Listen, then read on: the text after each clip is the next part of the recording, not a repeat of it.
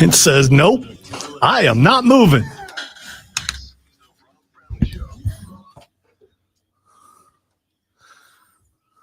Good morning. You good? You good over there, pal? All right, so we've started out the morning battling the chair. The chair did not win, though. The chair's got plenty of time to get me back, but wheels are moving because I say so. Lonzo's having an Alcaraz v. Sinner combat rivalry with his chair over there. Without the grunting. There was no grunting. And for just a second there, I thought he and chair were going through the floor. That was see, that makes it sound like I was off balance. I was not. This was me trying. That was intentional? This was, yeah, I jumped up and pushed the thing forward, trying to get that one wheel that says no to say yes. I thought the chair was trying to cash in your life insurance policy for Miss Lisa. What I thought was happening there. I did one of these where you put your hands on the handles and you jump up and you thrust. A lot of thrusting going on this morning, people. That's what I did. Welcome in, folks. The Rob Brown Show on your radio. Happy Monday, 6 a.m.ers. Great to have you. Holy crap. What a week one. What a week one. It was perfect. It was perfect. And then it ended with what it ended with last night. Ladies and gentlemen, Josh Allen. My man earned the quad last night. I don't know if I'd go for. Maybe. That was pretty good. Earned the quad last night. What a ball game. Though I do think we have to point out, I think the Ravens' only path to a Super Bowl is winning the AFC. Because I don't think they can play away from the crib. They tighten up away from the crib. Like over the entire John Harbaugh run. This team, and I don't think it gets talked about enough, this team consistently finds ways to blow it on the road, man. Like consistently finds ways to blow it on the road. It's almost impressive. You're up 15 with 11 and a half to go. Derrick Henry is out here running like a Mack truck through the Bills defense. And granted, part of the reason that Buffalo was able to climb back into that thing was because Derrick Henry fumbled the football and gave it back to the Bills inside of the 31-yard line. Derrick Henry, we know you're hitting leg day. Maybe work on other parts of the body so you can hang on to the ball. Just saying. 5 points of contact, D. Henry. 5 points of contact. It's like carrying the football 101, day one elementary level stuff. Protect that loaf of bread. Soft, but stern with the grip. King Henry. What a ball game last night. I got up when the Ravens scored that touchdown with 11:47 or whatever it was left to play. I got up from the bro cave. I got my comfy pajamas. I went through my nighttime activities. I got changed into the comfy PJs.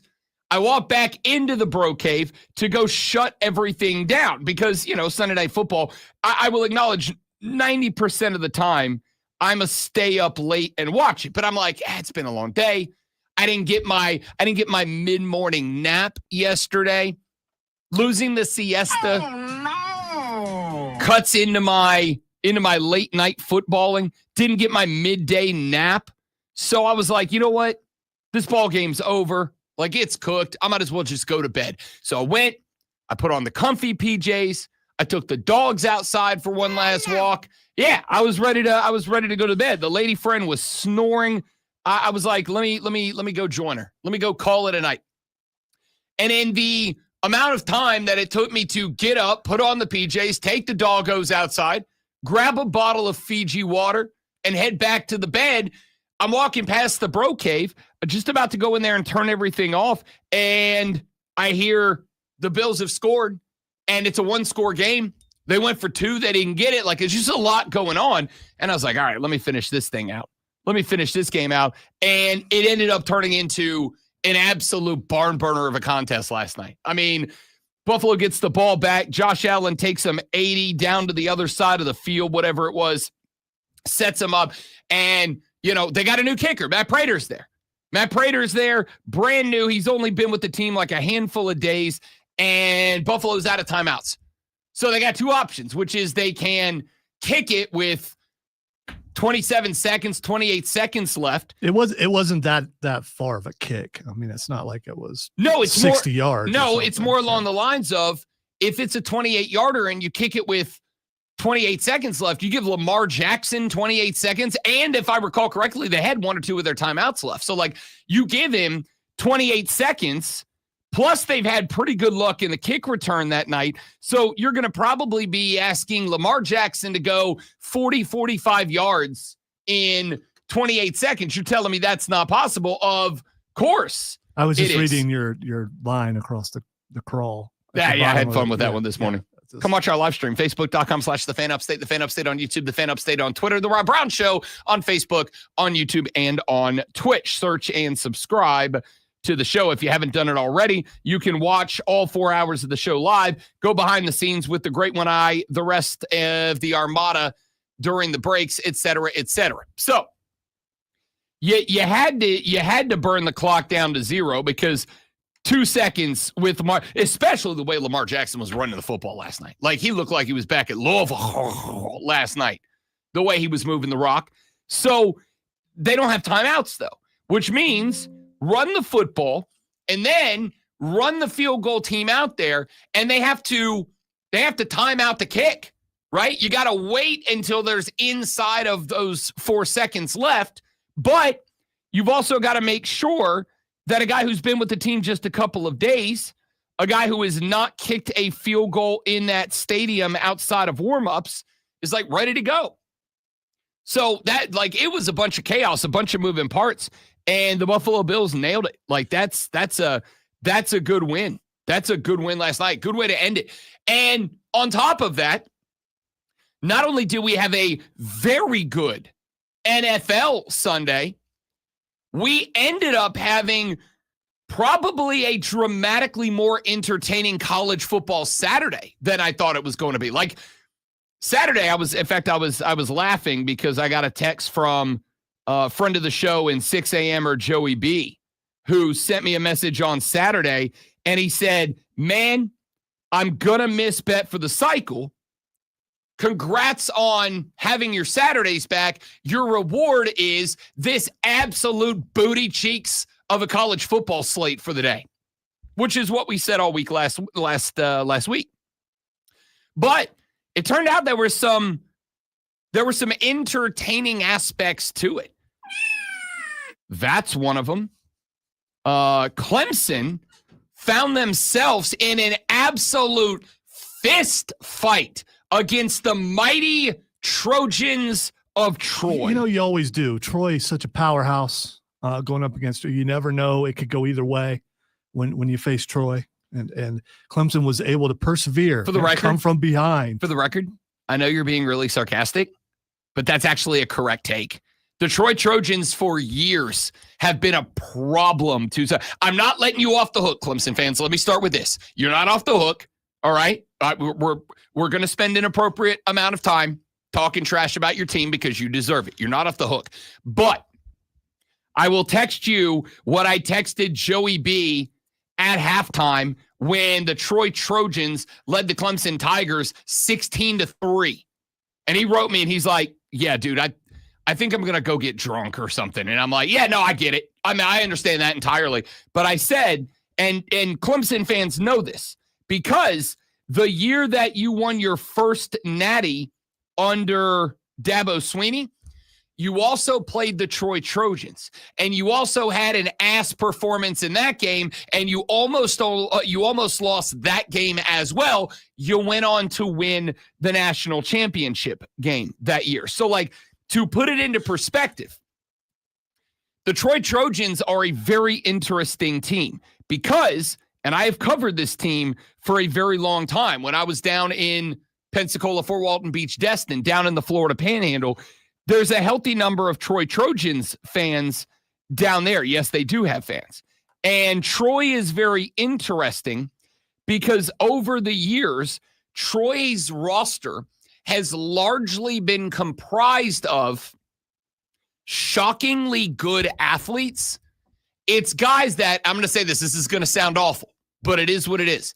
Troy's roster, they have done over the years a fantastic job of going and getting guys that are wildly athletic that aren't position-specific athletic, right? Like they go get all of the guys that are really athletic, but maybe not an athletic wide receiver. So tweeners, I guess? Yeah, I would say so. I'm also going to say, and this is the part that's going to get me in trouble, but that's fine. I'll live with it.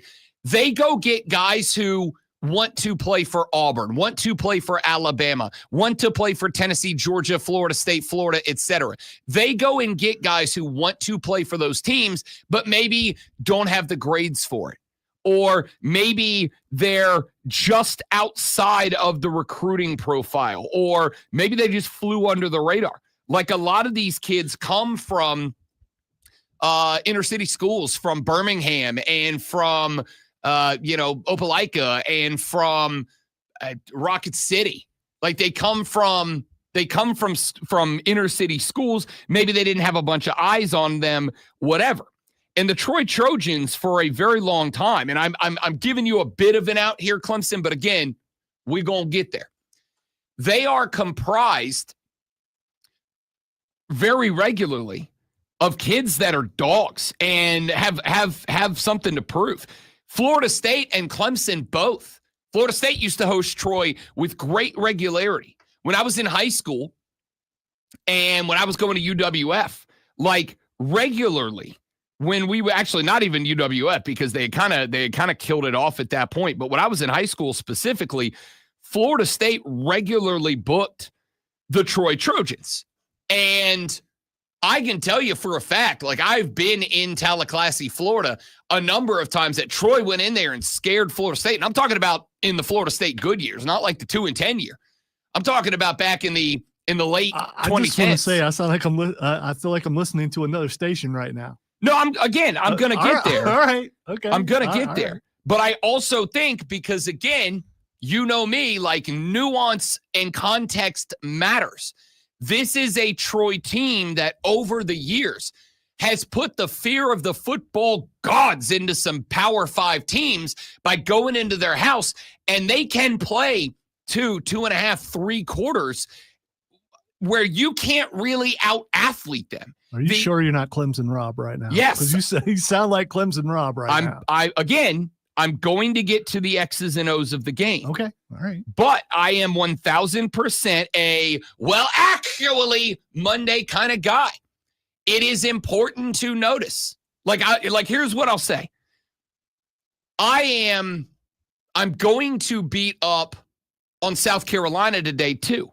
Because while you won that game and the scoreboard indicates that it was the type of win that you expect over SC State, man, if you don't have back-to-back punt returns for touchdowns, we're not talking about it that way. We'd be talking about the Gamecocks as if they had the same type of day that Clemson did. The difference is, as we have mentioned a number of times, Clemson entered this year with national championship aspirations. And on a day where we are watching Oregon put up 69. Nice. Florida State put up 77. Ohio State put up 70. Miami put up 45. Texas put up 38. Like on a day where we're watching other top 10 teams put up 50s and 60s and 70s, for South Carolina to take as long as they did to get going to a third. Again, if it's not for 2 punt return for a touchdown, it's 3-3 at halftime, right? Now, South Carolina came up and put up 3 scores in the third quarter, and that kind of opened it up and made it feel like. And also remember, there was a 2.5, 3 hour rain delay in that game. Yeah, it was a very long rain. Well, just about every team around this area had a rain delay. Yeah, there was a rain delay in Troy Clemson too. There was a rain delay at Georgia Tech and Furman. And Furman and God, who did Furman play? Now I'm going to sound like a bad fan. But you get it. Like there was a lot of rain delays. So nobody really had that excuse. They play PC. Yes, that's right, Presbyterian. Nobody really had that is an excuse, though it is a factor in the game. what I am doing here with Clemson, as I am 1,000% going to bust them up here in just a minute. But Troy is one of those weird lower level teams that they are full of athletes. They are full of dogs. They are full of dudes who have a chip on their shoulder because they are a team that is almost always comprised of guys that feel like they should have been FBS level guys. They should have been ACC, SEC guys. And so when they get an opportunity like they got on Saturday to go into Death Valley and put that on display, they're going to do it. Troy is a team that, and I've made this observation when I broadcasted in Florida and when I broadcasted in Alabama. If you are looking up at a team like Troy, there are a lot of those lower level teams like Delaware that come into the crib, right? Maine, they come into the crib. East Texas A&M. Those are the teams that you go out there and you sharpen the knives and you put in some experimental stuff and you just see what works and what doesn't, because at the end of the day, you're going to out-athlete those guys. A team like Troy is not a team that you go out there and you out-athlete. That's a team you have to go play disciplined football. And I don't think Clemson did. And that's why that game looked the way that it did. A team like Troy is a team you have to get your schemes right. You have to get your concepts right. You have to execute at a near flawless level if you want to go out there and beat Troy the way that voters expect you to beat Troy. And Clemson just did not. And that, ladies and gentlemen, that is why, for the first time, at least in the 5 years I've been here, the South Carolina Gamecocks are officially ranked higher than the Clemson Tigers in the AP Top 25 poll. That poll is out. And when we come back here in just a minute on, actually, Monday, let's take a look at the teams inside of the top 10. There are 2 losses by teams inside of the top 10 in their entirety. Who owns those 2 losses? Do those teams with 2 losses deserve to be inside of the top 10 when there are multiple undefeated teams that are outside of it? We're going to overreact. Sorry, I couldn't find it. I still have to play. I wonder what you were looking at there. There it is. We are going to continue to look at and overreact. Actually, we don't overreact. Actually, Monday, and overreact to everybody else's overreactions. We'll do college football for this hour. We'll do the NFL in the 3rd hour. And hour number 2, you're in charge because it's Monday. It's Football Reaction Monday. It's, actually Monday here on the Rob Brown Show and the Fan Upstate. QC. All right, good morning, people. Glad to have you guys. Stay right there. Live read. Be right back. Don't go anywhere.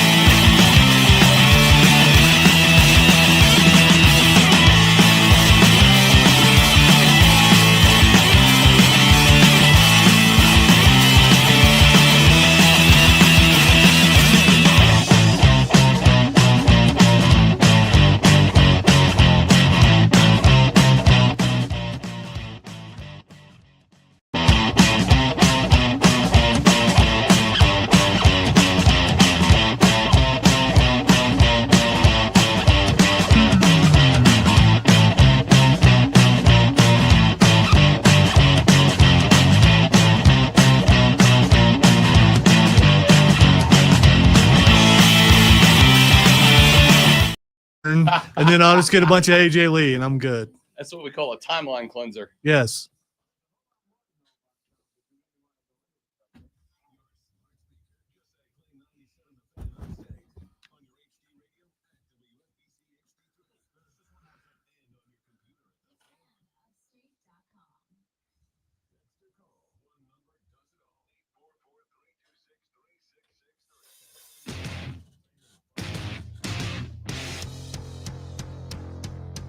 Okay, I do, before we get to the AP Top 25 poll, which we'll do coming up here in just a moment, I do need to clear something up. Because on, I don't know if it was Friday or Saturday, I think it was Friday night, I am both proud and ashamed that my social media and my phone blew up. I got a lot of messages from both social media and folks in the circle that were sending me texts that said, Rob, did you see this thing that happened with Philly's Karen? And I was like, I did not. So I went and I researched it and I found the video. She's the very definition of, in looks and actions and everything. Yeah, for sure. Yeah. And so if you did not see the video, which I don't know how you did, and it was friggin' everywhere, as it should be, there was a Philadelphia Phillies v. Miami Marlins game. It was down, I believe it was down in Miami. And the Phillies hit a dong. And the ball landed on the ground in between a bunch of people sitting in two rows. A dad who was about 8-9 seats down, as one does, because there weren't a lot of people there because it's a Miami Marlins game. As there weren't a bunch of people there, a dad ran down the aisle, did not cross over anybody, did not jump over anybody, did not push anybody the other way. Absolutely acceptable get the ball protocol. Ooh, get the ball protocol. That's a thing. I should tag that now. So the dad runs over. The ball is not caught by anyone. It ends up on the ground in between a bunch of seats. And Pops reaches down. I'm having a real hard time calling him Pops because, clearly the dude's like my age, maybe slightly older. Pops ends up with the baseball. Pops walks back over to his seat. Pops pops the ball into the glove of his boy, and they have a father-son moment. Clearly this is a cool memory for them. And then seconds later, enter stage right. A woman who, when you hear someone described as a Karen, this is the person you see in your brain. Oh, without a doubt. This is what you see in your head when you think of what has become now jingoistic, the name Karen being used to describe attitude and behavior.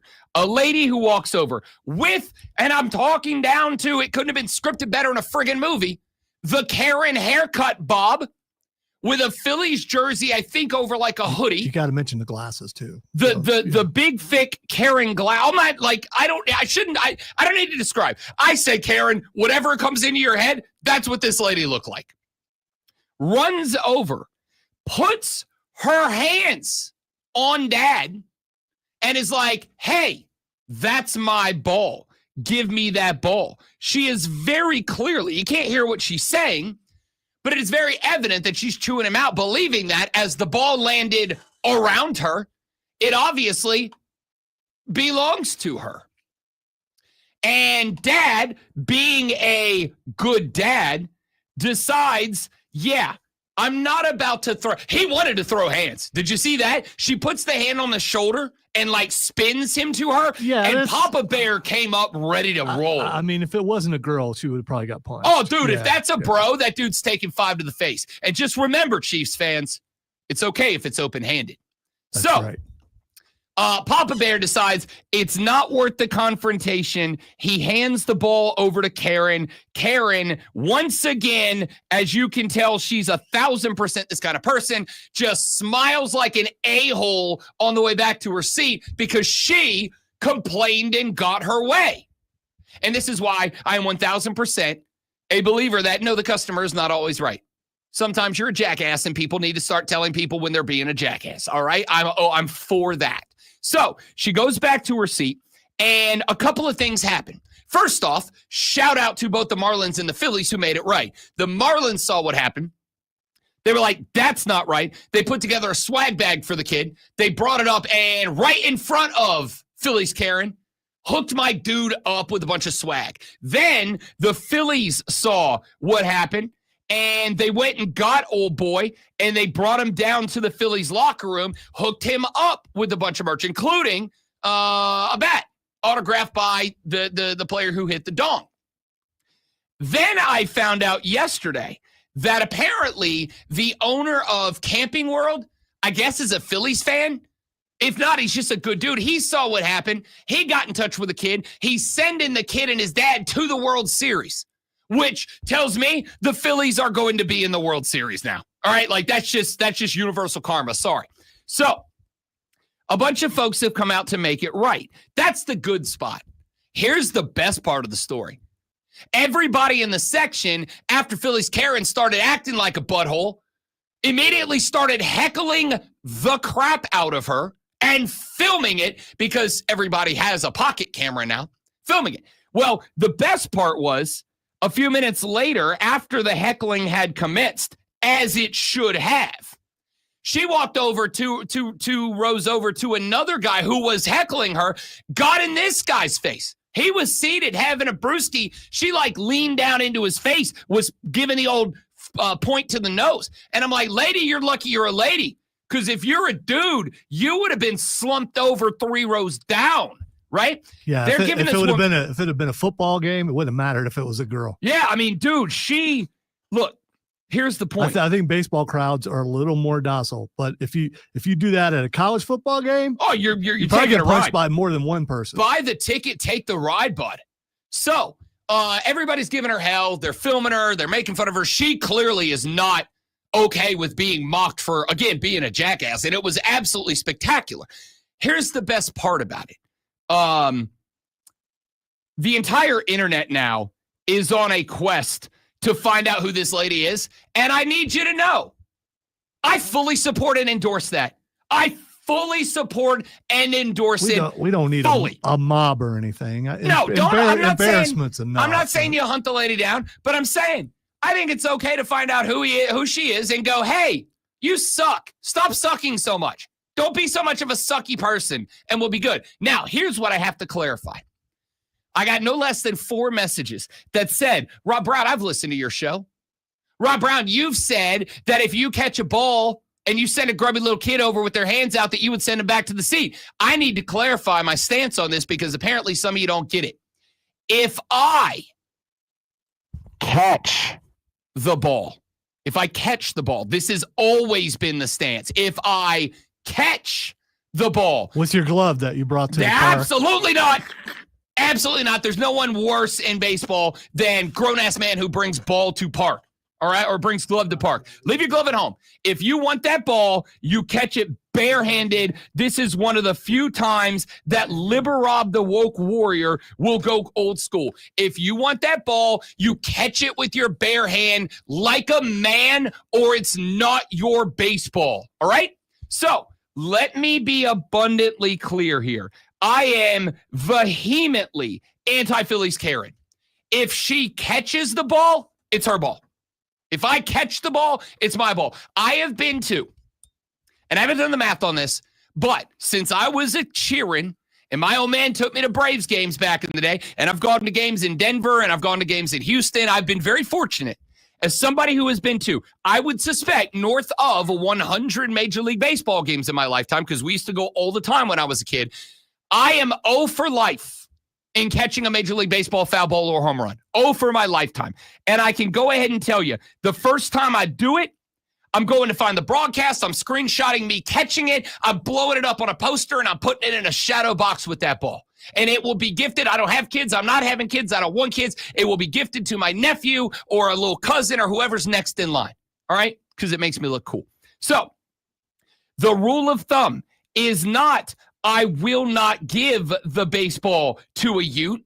The rule of thumb is if I catch the baseball in flight, out of the air with my hand, if I catch the baseball, it's my baseball. If I catch the baseball and your little kid comes out with their hand stretched, and by the way, the number of kids that I watch get the ball and then they just run away. No, thank you, sir. No, thank you, ma'am. Thank you for giving me this lifetime memory. Thank you for giving me this thing that is going to become a core memory for me. None of that. They just take the ball and they go, hell yeah, I got it. Teach your kids some damn respect and manners, okay? But if I catch the ball out of the air, it's mine. If I catch it off the bounce, if I get it off the ground, if it rolls up to me, 1,000% I'll give it to your kid. I didn't earn that baseball. Unless it's like Ronald Acuna Jr. or something, right? Like if it's a Ronnie dong, that's my dong. But if it rolls up to me, if it's a foul ball and it pops off the ground and bounces a couple times and it rolls up to my foot and I grab it, yeah, I'll give it to a kid. Philly's Karen is in the wrong. You are not entitled to the baseball, and I am 1,000% welcoming of bringing back shame, dong, shame, dong, shame, dong. We need to bring back shame. There's a lack of shame in this country. We need to bring it back. You want to make America great again? Let's start shaming people who deserve to be shamed, like Philly's Karen. Good on the Marlins. Good on the Phillies, good on Camping World, good on everybody involved except Phillies Karen. Now, if I catch the ball, your kid's coming back to you with nothing but sadness. But if it bounces or rolls, that ball belongs to a kid. All right? Are we good? Are we clear? We're all set? Good. AP Top 25. Well, actually, reactions when we come back on the Rob Brown Show in the Fan Upstate. There's a phone call, but we are running really late. Who is it? There's Joe.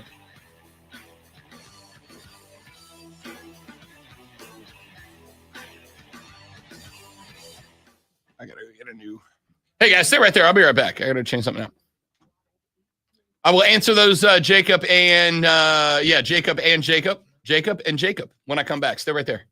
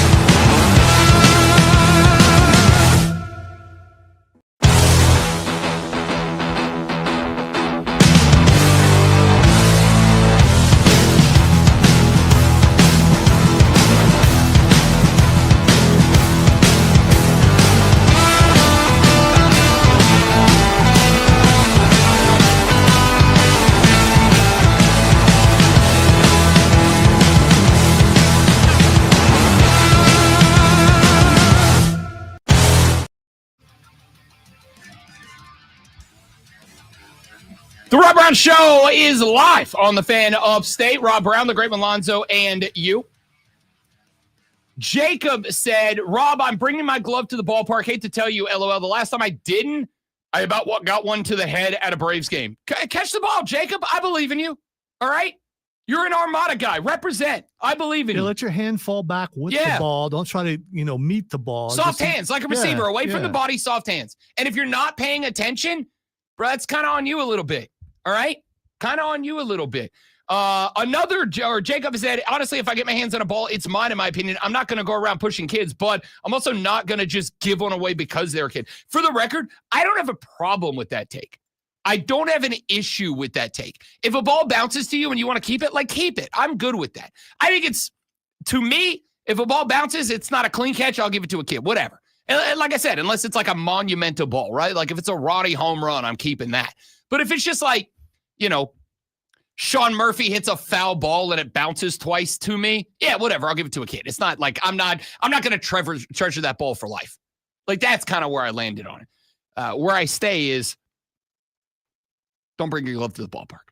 Jersey Joe, where do you land? You a glove to the ballpark guy, or you a catch it out of the air, or it's not yours guy? Let's just go with catch it out of the air. Yeah, that's the right spot. That's the right spot. Catch it out of the air, or it's not yours. That's right. Now, you talk about all this Karen stuff. I did see on social media this morning that this so-called Karen is some kind of a school administrator in Jersey, South Jersey. I mean, look, there was a part of me, Jersey Joe, if I be real for a minute, I was kind of waiting for she's a Fortune 500 CEO thing, like the tennis guy was. I'm like, give me one more reason to dislike this person. That being said, I don't care if you're a literal priest. That's BS behavior, Joe, and you and I both know it. Oh, of course, yeah.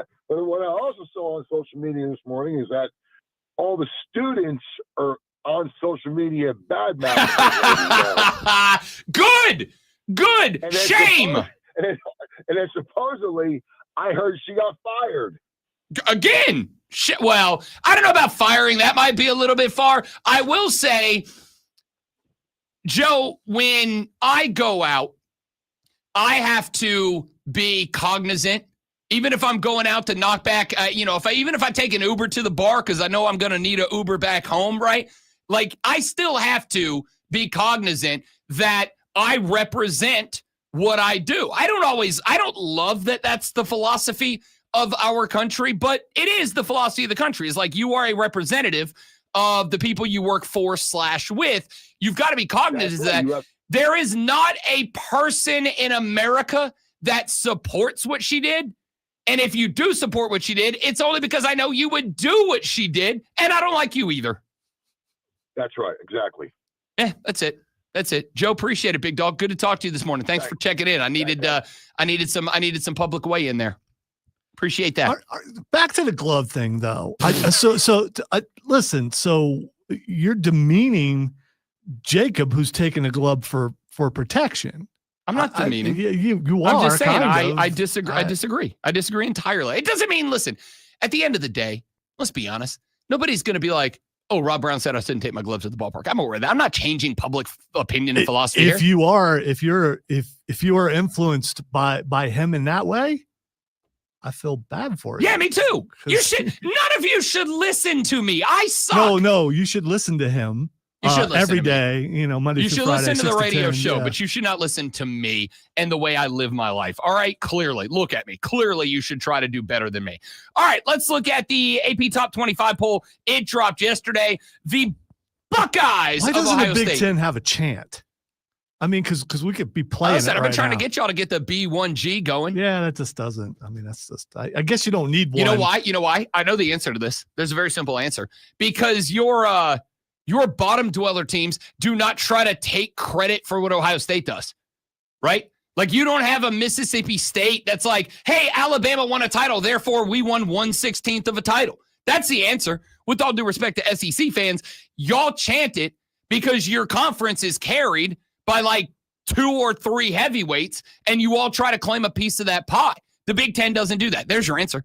Because your bottom dweller schools don't try to claim a piece of the pie when your heavyweights get another natty. And like, that's it. That's the reason. Prove me wrong. Ohio State is going to claim the 1 spot. The Big Ten will claim 3 of the top 4 spots, as Penn State will check in second. LSU from the Southeastern Conference is third, and Oregon rounds out the top 4 up 2 spots to number 4. Miami stays pat at number 5. So inside the top 5, 3 Big Ten teams, 1 SEC team, 1 ACC team, as Miami puts the works on Bethune-Cookman. Oregon just wrecks Oklahoma State. LSU, this one's kind of interesting. They don't move. They didn't go up in the poll. But for everything we've talked so far about Clemson and everything we've talked about South Carolina taking a while to get going against SC State. And again, like, I do want to say, I'm going to do I'm going to do the weave here. All right. Got to do the weave. I'm going to go over here. I'm going to come back over here, make a great leap point. I'm going to do the weave here for a minute. There is some element of, I didn't do enough hand gestures. That's what threw the impression off. Yeah, but now I'm worried because once you do it once, you'll be doing that the entire show. The whole show. It's a great show. Greatest. Some people say the greatest show. Okay. When a team like a South Carolina plays in SC State, I will even say, yes, when a team like a Clemson plays at Troy, there is some element of SC State is not competing with anybody on the national scale, but there's a bunch of kids on the SC State roster that probably believe I should have been a Gamecock, right? I can tell you for a fact, as somebody who covered this team for a long time, Neil Brown, who went to West Virginia, but when he was the coach over there, I had the same conversation. There are a lot of kids on the Troy roster that believe they coulda, shoulda, woulda been a Clemson guy, a South Carolina guy, a Georgia guy, an Alabama guy, an Auburn guy. And so some of these teams, when they go play those big-time schools, like, they're good. It's their Super Bowl because a lot of those kids are trying to put themselves on the radar, and especially now with the transfer portal, right? That kid from Troy, their quarterback, Goose Crowder. His name's Goose Crowder. Like, give me a better QB name. It's a good name. His parents have openly acknowledged they named him Goose after Goose from Top Gun. Respect, nothing but respect. Goose Crowder was trying to put himself on the map. And this is one of the reasons that I've said, as much as I understand that some of you are going to say the transfer portal is going to take away from programs like Troy, et cetera, I'm going to argue it can make you a little better because guys like Goose Crowder know they have an opportunity on national TV. If I go out there and ball the hell out, I'm on the map. You're telling me that a team that's maybe like a middle tier, you're telling me a team like a West Virginia wouldn't look at Goose Crowder and be like, hey, maybe there's our answer, right? We don't have the next Lenora Sellers coming in out of the high school ranks. We need a 1-year QB. Goose Crowder might be that guy. So, but put that aside. LSU did not look great in their win this weekend either. Like, for a team that came to Death Valley and knocked off Clemson last weekend, they won 23-7 against Louisiana Tech, the mighty Bulldogs of La Tech. Garrett Nussmeier did not look great. 26 of 41, a touchdown and a pick, threw for 237 yards, top of my head. 237 yards, yeah, 237, 1 touch, 1 pick, 26 of 41, a 64.6 QBR. It didn't look great. And there are some quarterbacks that I'm going to make an argument were made to look worse by their receiving core this weekend. Garrett Nussmeier was not one of them. He just missed a bunch of dudes. Now, I would also like to point out that they played Clemson in week 1. You know who LSU's got this weekend? The formerly mighty Gators of Florida, who lost to USF this weekend. Whoopsie. We're going to talk about that coming up in a little while, too. Billy Napier might not make it out of the season. Like, he may have to go undefeated the rest of the ride to keep his job, sincerely. 10-2 might not be good enough, but a team that lost to USF at the crib is not going 10-2. They paid $500,000 to have the mighty Bulls come in. By the way, speaking of the USF Bulls, 3 games, all 3 opponents ranked, they're 2-1. The only team they lost against was Miami. Miami is now sitting number 5 in the poll. The only loss for USF in 3 games against top 25 teams, the only ranked loss is to a top 5 team. They have now defeated 2 teams in Boise State, who was 25, and Florida, who was, where was Florida last week? I don't know, 9, 8, whatever they were, 11. I don't know. It doesn't matter. Point is, good on the USF Bulls, baby. All right, so the Big Ten holds 3 of the top 5. The SEC has 1 with LSU. LSU got 2 first-place votes. Penn State got 5. Oregon got 1. Ohio State got 57. Unquestionable. And Ohio State did. This is one of those spots where I've said, if you are going to play a Grambling, you got to go hang 70 on them. Ohio State 170 on them and shut them out. There is, this is a game. The bands played together, though. Yeah. Sorry. I said they lost to Miami. That's right. They play Miami this weekend, USF. I got that wrong. They're 2-0 with 2 ranked wins. My assumption is they're going to lose to Miami. If USF beats Miami, rank them 5. If they beat Miami, rank them 5. All right, we'll come back to that in a little while. Anyway, Ohio State did what I expected number 1 team to do. They went out, they beat Grambling 7-0. I'm good with that. Then I look at the rest out there. Penn State, fine, right? They played 2 games. Nevada and FIU, they went 46-11 over Nevada, 34-0 over FIU. Fine. And if you watch that Penn State game, you know that Penn State game was it was a lot of getting ready. They clearly are starting to get themselves ready for Oregon in a couple of weeks. That was not a game where the game plan was outlandish and over the top. They got Villanova this weekend, and then they've got I think a week off and then Oregon. They clearly have shifted into get ready for the Big Ten mentality. Not that I'm letting them off the hook for only scoring 34 when Ohio State was putting up 70. I just think it's fine to leave them where they were at number 2. LSU struggled a little bit. Not enough to get dropped. Oregon had, of those 4 teams, probably, I'm going to say, the best win. I also have to say, I love Mike Gundy. I think it's time. Right? I think it's time. Mike Gundy, it's time for Mike Gundy to step down. Mike Gundy, you can be an advisor. Mike Gundy, do you want to be my co-host? I bet we can talk the boss into finding you a paycheck, Mike Gundy, because you got to step away now. Oregon rocks Oklahoma State 69-3. Fine with them being 3. Miami puts up, 45 on Bethune-Cookman. I don't have the scores right in front of me right now because I'm kind of flipping around. Fine. Georgia drops 2 spots. This is probably the one that a lot of SEC fans are going to find interesting. 28-6 over Austin Peay. Another team. Took them a little while to get going. And one of the spots you'll find out here is, as we get deeper into the season, you are going to get less and less leeway when you get into fist fights with FCS teams. When you get into a group of 5 fist fights, you get less leeway. If this was the result of week 1, you'd be like, all right, going to take some time, right? New run game with Nate Frazier back there, a new quarterback in Gunnar Stockton. With a game like this in week 2, you had your warm-up, and you look better in the warm-up against Marshall. I expect more. Gunnar Stockton was fine.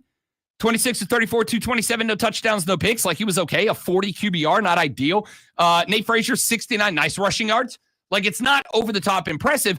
Georgia drops 2 spots. And honestly, with Miami's win over Notre Dame and with Oregon's win over Oklahoma State, both of those teams have a better win than Georgia does, right? Enhanced metrics. No issue with those teams, both jumping Georgia at number 6. Texas at number 7, first team with the loss, 1 ahead of Notre Dame.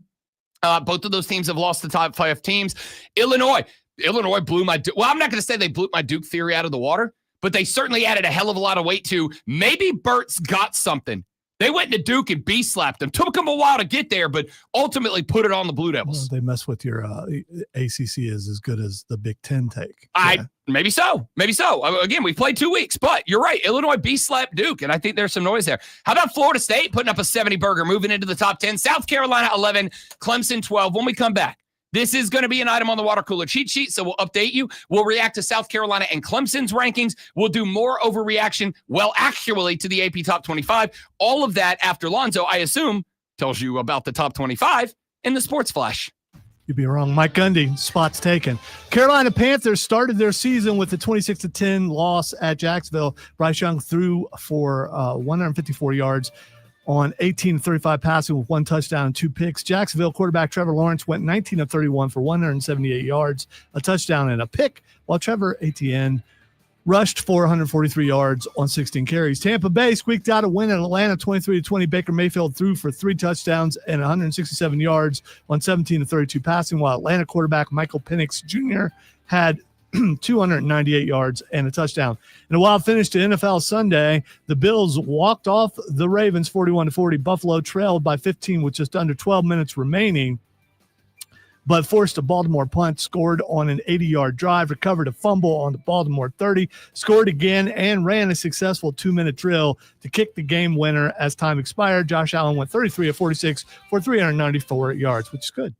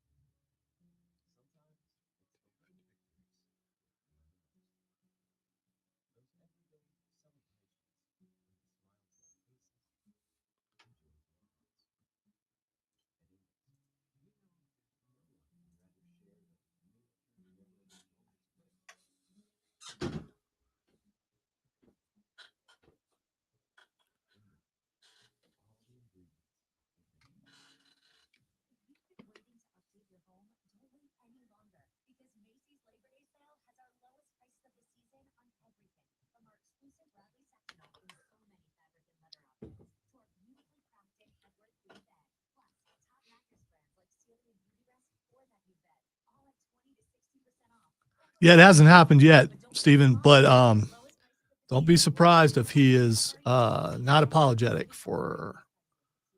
We all saw what we saw. It'll be difficult for him now.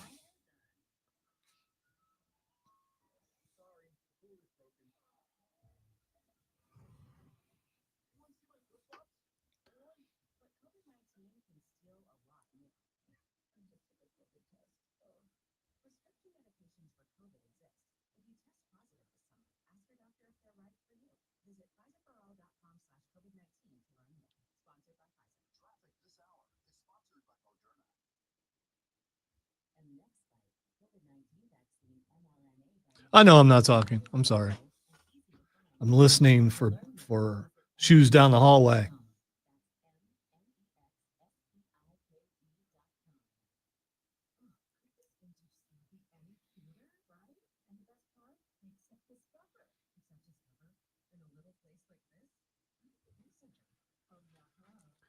So someone posted something that we missed Friday night by not going to NXT. What's that? Sol Ruca and Zarya surfing on Roxanne Perez and Raquel Rodriguez. It's amazing. I couldn't do $80 tickets. Yeah. Man. I almost thought about it. I'd already promised to go see that movie. So yeah. Which was really good, by the way. I know you're not. You see what time it is, though. Why are you leaving the room?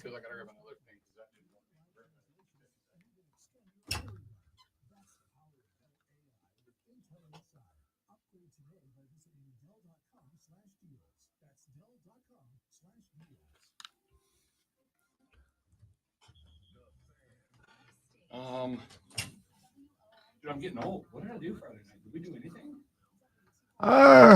Friday. No, I watched football. Hit the cafeteria. I did the early bird special. I had a 5:30 dinner. Went back for extra pudding. Okay, in fairness, that is awesome. Pudding's great. I will not stand for pudding slander. Oh, no, I love pudding myself, so.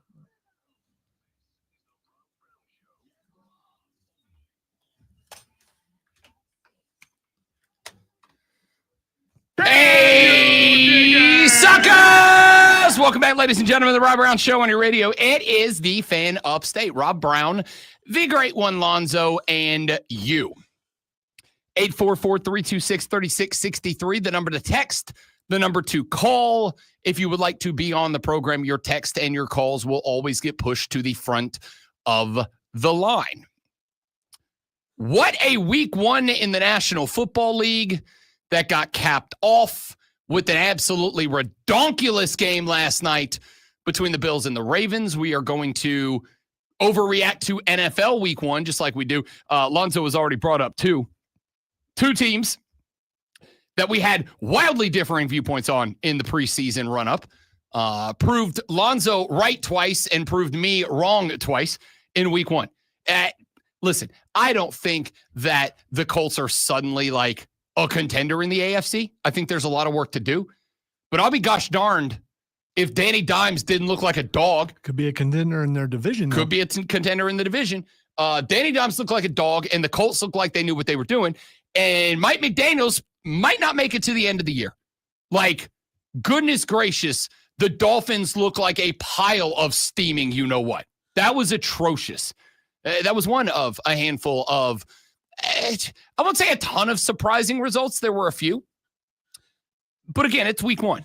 So we're going to talk about that coming up here in just a minute. AP top 25 poll is out. Penn State. Well, that's going to be an item on the cheat sheet. So we'll come to that here in just a minute. We'll get you stacked up from 1 through 25. It was a good sports weekend, ladies and gentlemen, but unfortunately, it is Monday. Fortunately, that means we are just 4 days away from Thursday night football in the NFL, from Thursday night college football, from Friday night lights, from Saturday week 3, from Sunday week 2. Football just around the corner one more time again. And that means you just got to kill time at the office, all right? You just got to kill a few hours of work to then go, Monday, what am I talking about? We got NFL football tonight. I forgot Monday Night Football's back. Ba-da-da-da-da-da. We're back, baby.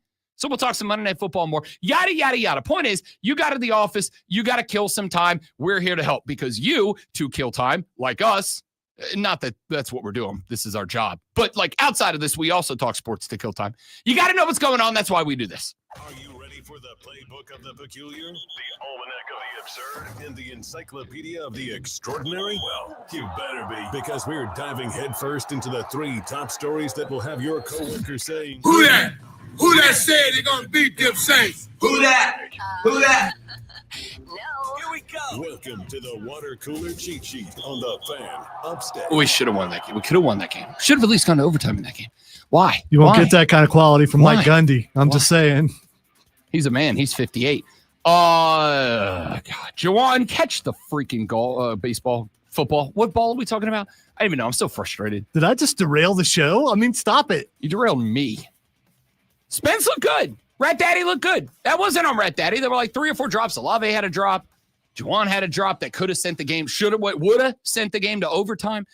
God, you know, it's one thing to come into the season. You know your team's going to suck. It's another thing when your team sucks, gives themselves a chance, and then shoots themselves in their own genitalia for no reason. Wildly frustrating. Ow, that's graphic. Yeah, well, that's how I felt yesterday. Item number 1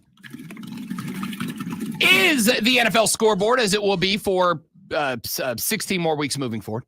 NFL scoreboard. Feels so great. Friday night, the Chargers go 1-0. First time. This got brought up last night on the Sunday Night Football broadcast. First time since 2001 that the Kansas City Chiefs were in last place in the AFC West. Granted, they're in last place because we play one game. Granted, they're probably not going to stay there for very long, but it is the first time in 24 years since the Kansas City Chiefs were last place in that division. It comes by way of a 27-21 loss. Could they stop hurting their own players? Could we stop doing that? It's 2 years in a row. I'm going to say, look, what did we say? If there's a problem with the Chiefs this year, health is going to play a role in it. By the way, you should look up the video someone put together of where Taylor Swift got so excited about a certain draft pick, and that's who Kelsey That's who broke it out. And it's got Kelsey laughing in the background, overlaid over the video. It's well done. The Justin Herbert led Kansas City Chiefs, 318 and 3 tutties for Justin Herbert. Chargers. Chargers. What'd I say? You said Kansas City. Yeah. Sorry. Justin Herbert. Justin Herbert looked good. That's it. See, again, Justin Herbert's kind of right now, until he proves me wrong, he's kind of in that Cowboys camp. Like, there's no questions about Justin Herbert in the regular season. He can ball. Problem is, can he do it in the postseason? They send the Chiefs to 0-1. The Cardinals knock off the New Orleans Saints. Rat Daddy out there. I thought he played pretty well. 27 of 46, 214. No touchdowns, though he had 2 drops that could have been. His stat line, honestly, should have looked more like 30 of 46 for 280 and a pair of touchdowns, but a couple of letdowns, including a 3rd down drop in the end zone, hit his tight end in the hands, and he just missed it. Wildly disappointing. But I think Rat Daddy earned his starting spot. I really do. Trevor Lawrence, 19 of 31, 178, and a touchdown and a pick. J.C. Horn's pick was gorgeous, by the way. That one-handed fallback. That was pretty. Ooh, that was nasty. That was the only thing that happened good for the Panthers. So. Jags all over Carolina. We're going to talk about this game in depth a little bit coming up, because I don't know, man. Like I have nuanced thoughts on this. One of them was, yeah, they look like butt, dude. Like, they looked bad. On the other hand, I think I have a couple of reasons why, and one of them is on Dave Canales. One of them is on the play calling. So we're going to get to that. Panthers start their season at 0-1 with the road loss to Jacksonville 26-10. Buccaneers 23-20 over the Falcons. Is there a cat who has had the fall off that Atlanta's kicker has had? Is there a dude that has had a fall off like Younghoe Kim, Younghoe Koo has had for the Atlanta Falcons? This was a dude that for a year or two, like, he was the centerpiece. Cornship texts the show. He said, I officially renounce my Atlanta sports team's fandoms. Yeah, the Braves lost 18-2. That's not a cheat sheet on him, Cornship, because I don't want to talk about it.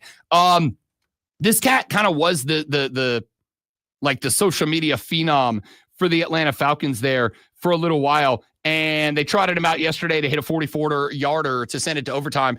Pushed it wide right.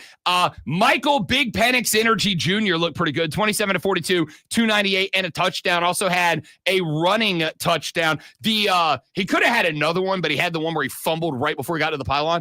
He converts that to rushing touchdowns. We're talking about a day. The touchdown he did have, elite body control. There are like 3 quarterbacks in the league who score on that play, and he added himself to the list. They might have a dude in Michael Penix Jr., which wouldn't shock me because it's one of the few things I got right for the weekend. Bijan Robinson, just 12 carries, just 24 yards, but did have 6 snags for 100 yards and a receiving touchdown. The Buccaneers now in control of the NFC South. The Bengals 17-16 win over the Cleveland Browns. Joe Flacco, 31 of 45 for 290 yards and a touchdown in this one.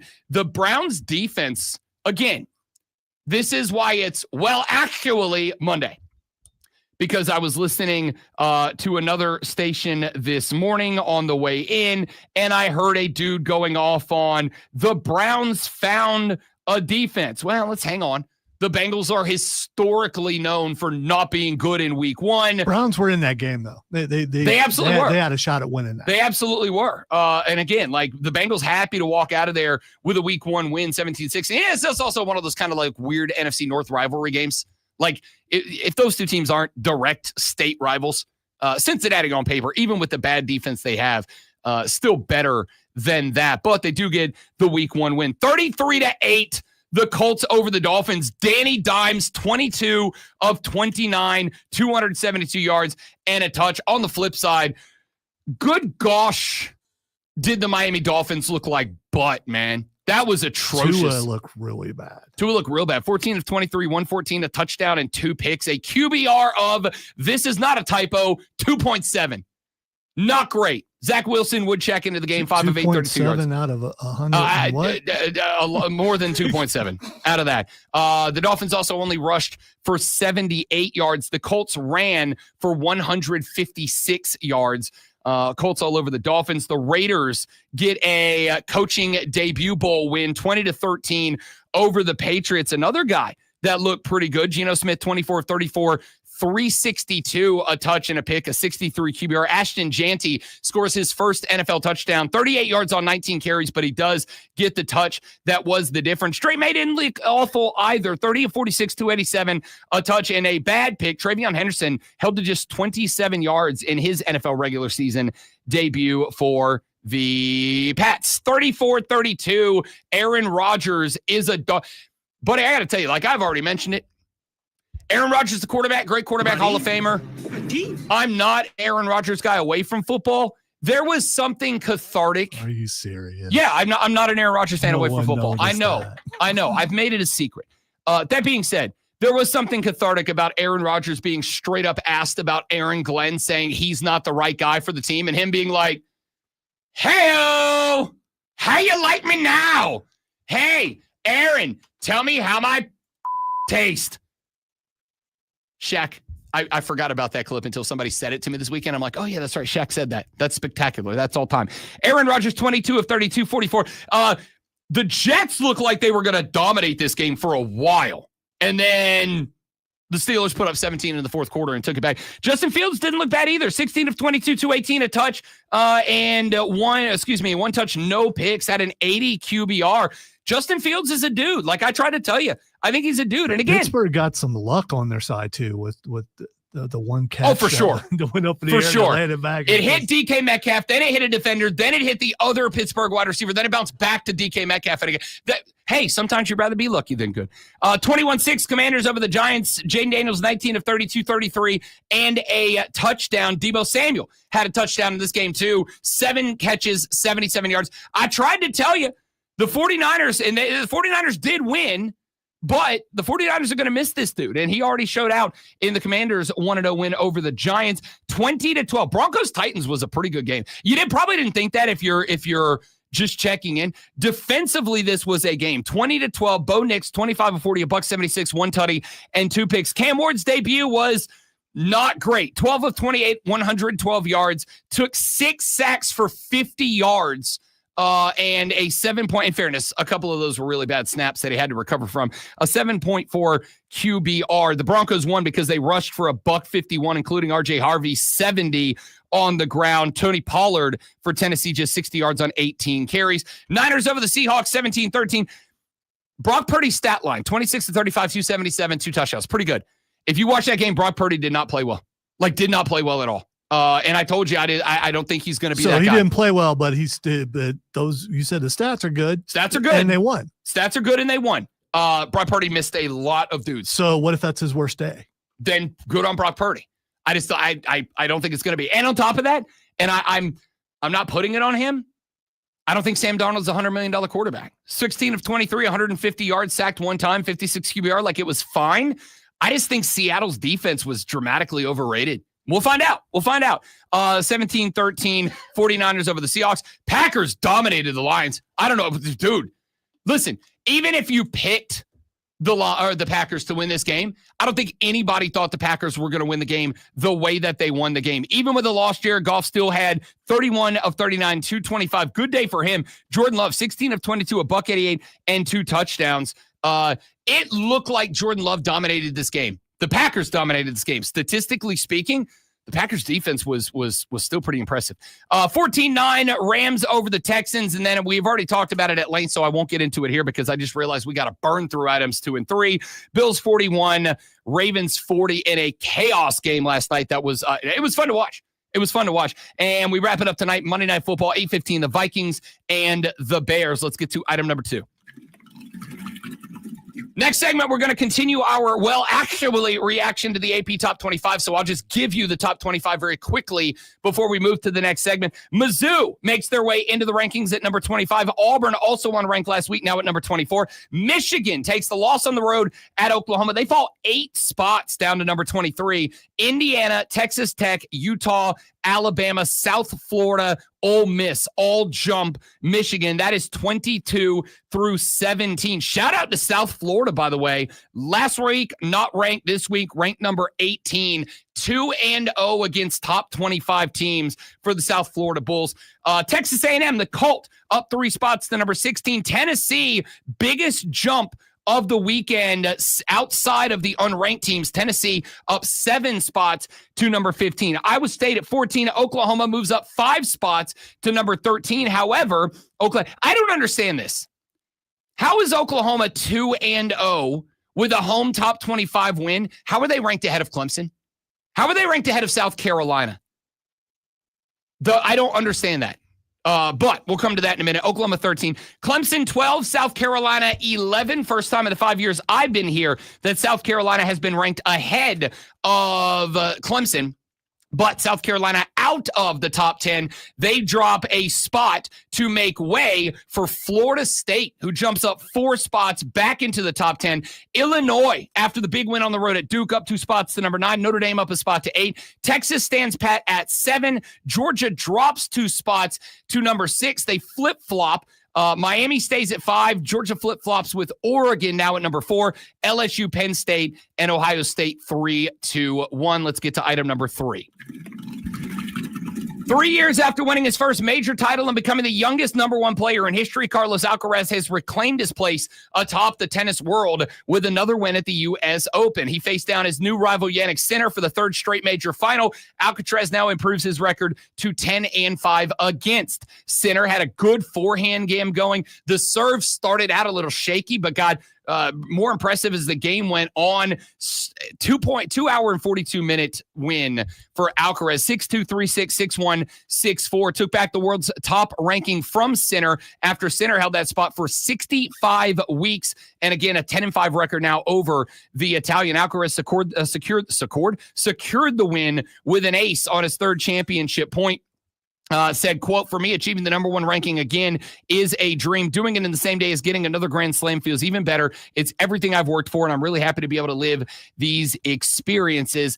Last night, previously won twice at Wimbledon and the French Open, Alcaraz joins Novak Djokovic, Rafael Nadal, and Mats Wilander as the only men to win multiple major titles on all 3 surfaces. Alcaraz won Sunday's match in convincing fashion. However, he and Sinner have dominated the tour over the past 2 seasons. They have combined to win all 8 of the major titles last year and this year. Each of them have won 4 in the past 2 seasons. Congrats to Carlos Alcaraz winning the U.S. Open. When we come back, let's continue our, reaction to the AP Top 25. There's a couple of teams I'm very good with and the couple of teams that I do not understand their positioning. We'll continue to break that down. I'd like your thoughts on the AP Top 25. You can drop them in the live chat, facebook.com/thefanupstate, the Fan Upstate on Twitter or YouTube, or search and subscribe to The Rob Brown Show. We broadcast the show live on YouTube, on Facebook, and on Twitch. More AP Top 25 reaction to games from this weekend when we come back on The Rob Brown Show in the Fan Upstate.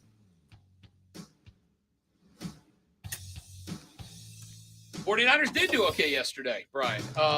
Again, like I think there's some work to do for San Francisco. And I've said a couple of times, I genuinely think that you guys are going to find out how big Debo was in that offense, but we'll see how it goes.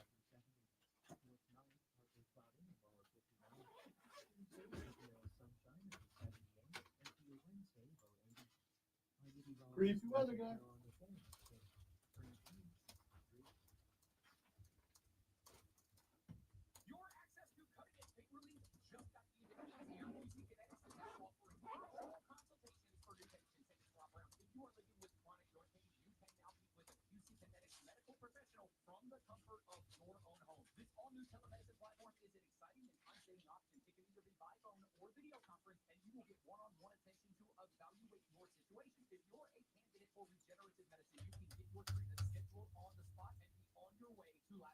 Does something just flash over there?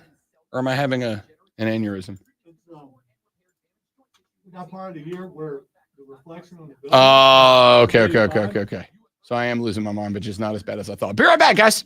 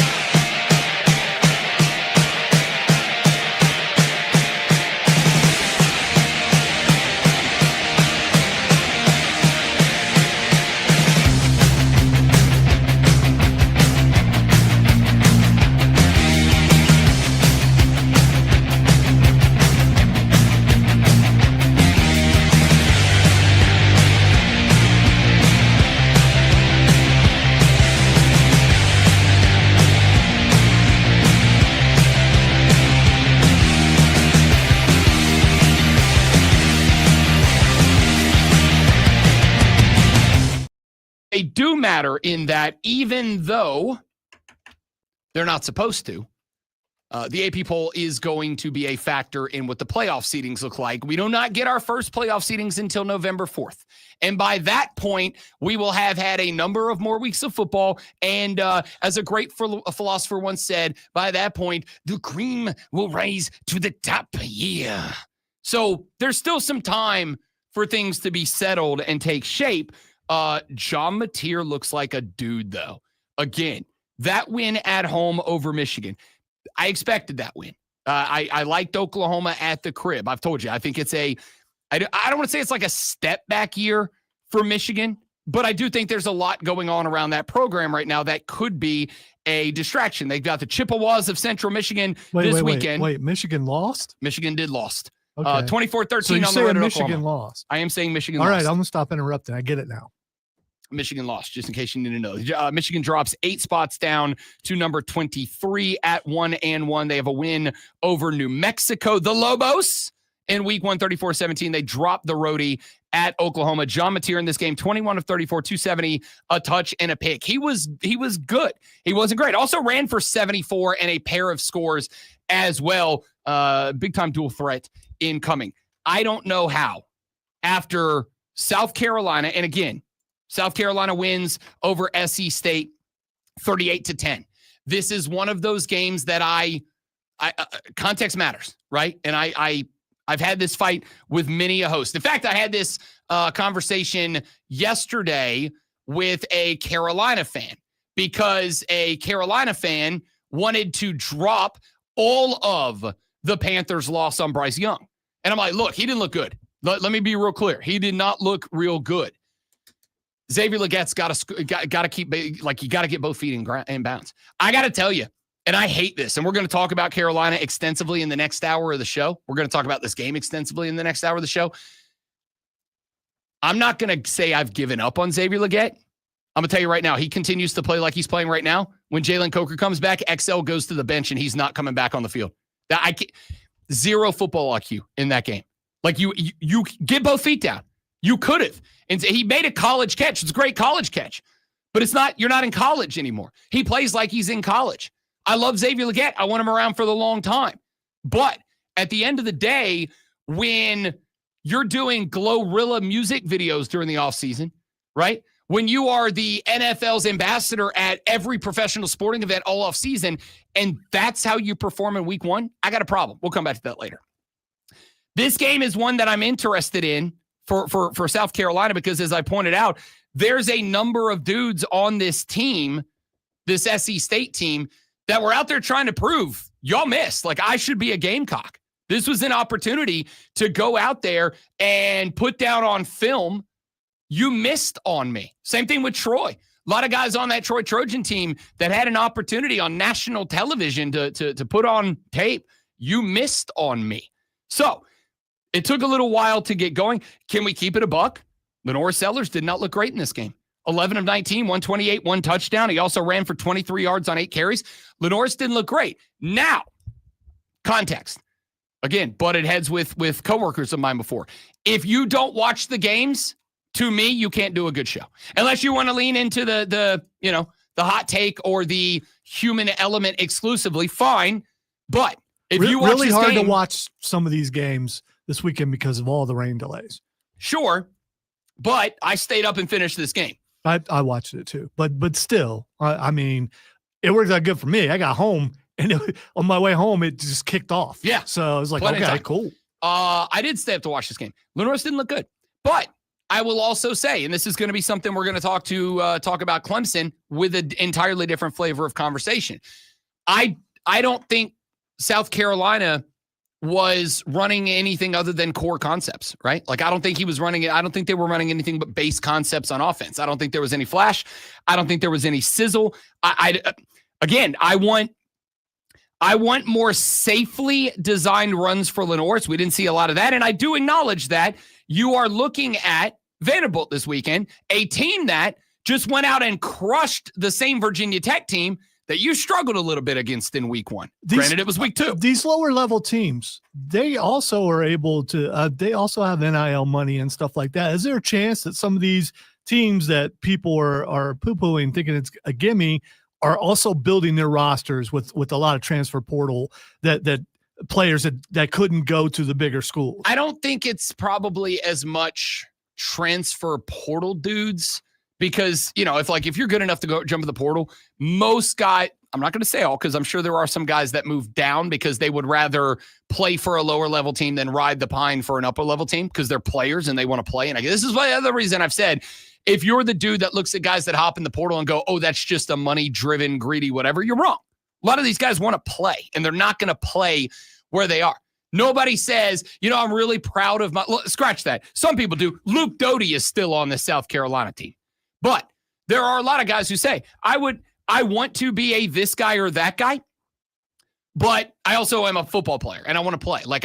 Nobody's ever walked away and been like, I'm super – very few people have ever walked away and said, I'm super proud of my time spending 4 or 5 or 6 years not playing for Clemson, South Carolina, Florida State, Florida, Miami, whoever, right?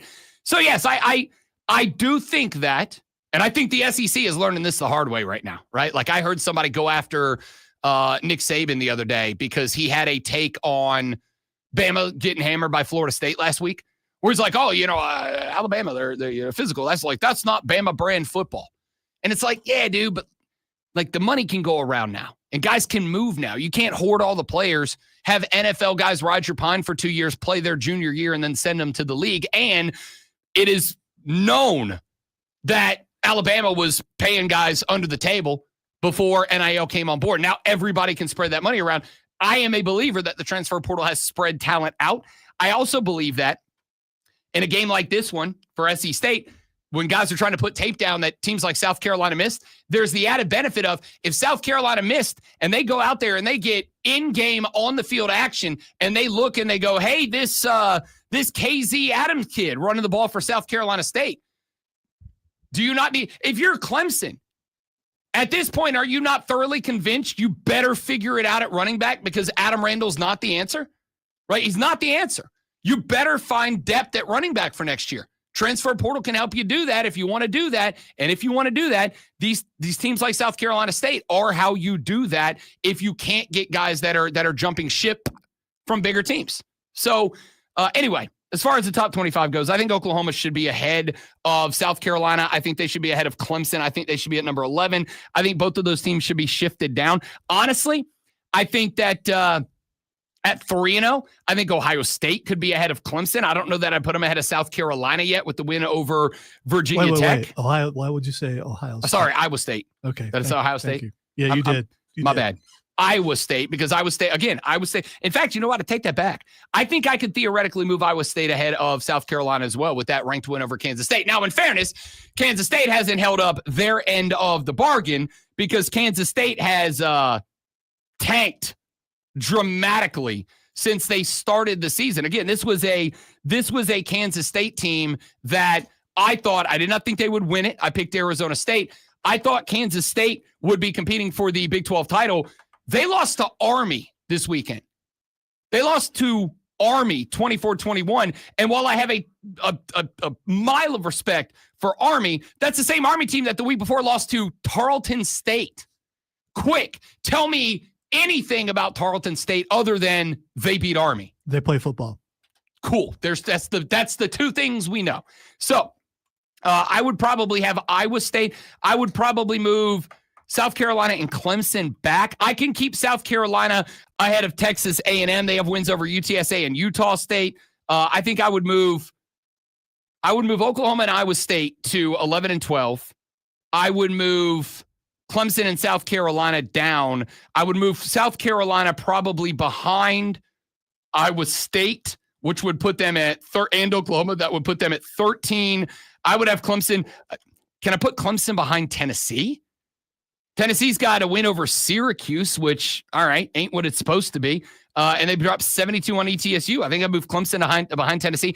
This is kind of the rationale that I have for, while I understand the necessity for a preseason poll, this is why preseason polls are dumb, right? Like, this is why they're dumb. Because if it wasn't for the preseason poll, respectfully, Clemson's not number 12. They're not.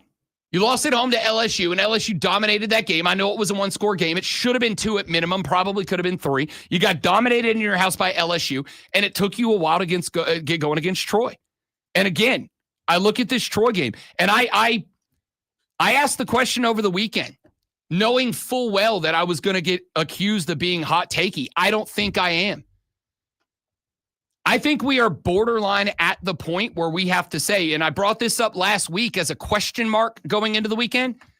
I think we're at the point where I have to say, if this team's going to win a title, it's not because Cade Klubnik is a top-tier college football quarterback. I think he's good, but I don't think I'm going to put him up there with some of the big names. I can't. I can't put him in the same breath as Lenoris. I can't put him in the same breath as Nussmeier. I can't put him in the same breath as John Mateer. Like, Cade Klubnik is not a Heisman finalist caliber quarterback. If this team at 1-1 and struggling down 16-3 at the half to Troy, if this team is going to be a national championship contender, they're going to have to do it defensively. In fairness to Adam Randall, 21 carries, 112 yards, and a touchdown, but he also had the fumble, and he also had a couple of really bad reads. That number could have been like 160, 170, 112, but he did against Troy's defense. What did he do against LSU? What's he going to do for Clemson moving forward this week against a bigger, badder, not great, but bigger, badder defensive line at Georgia Tech? All right, we'll keep talking about this. Let's react individually and specifically to Clemson and South Carolina's games when we come back. We'll do NFL, including the Panthers' loss on the road to the Jags in hour number 3. The Rob Brown Show is on your radio. It's the Fan Upstate.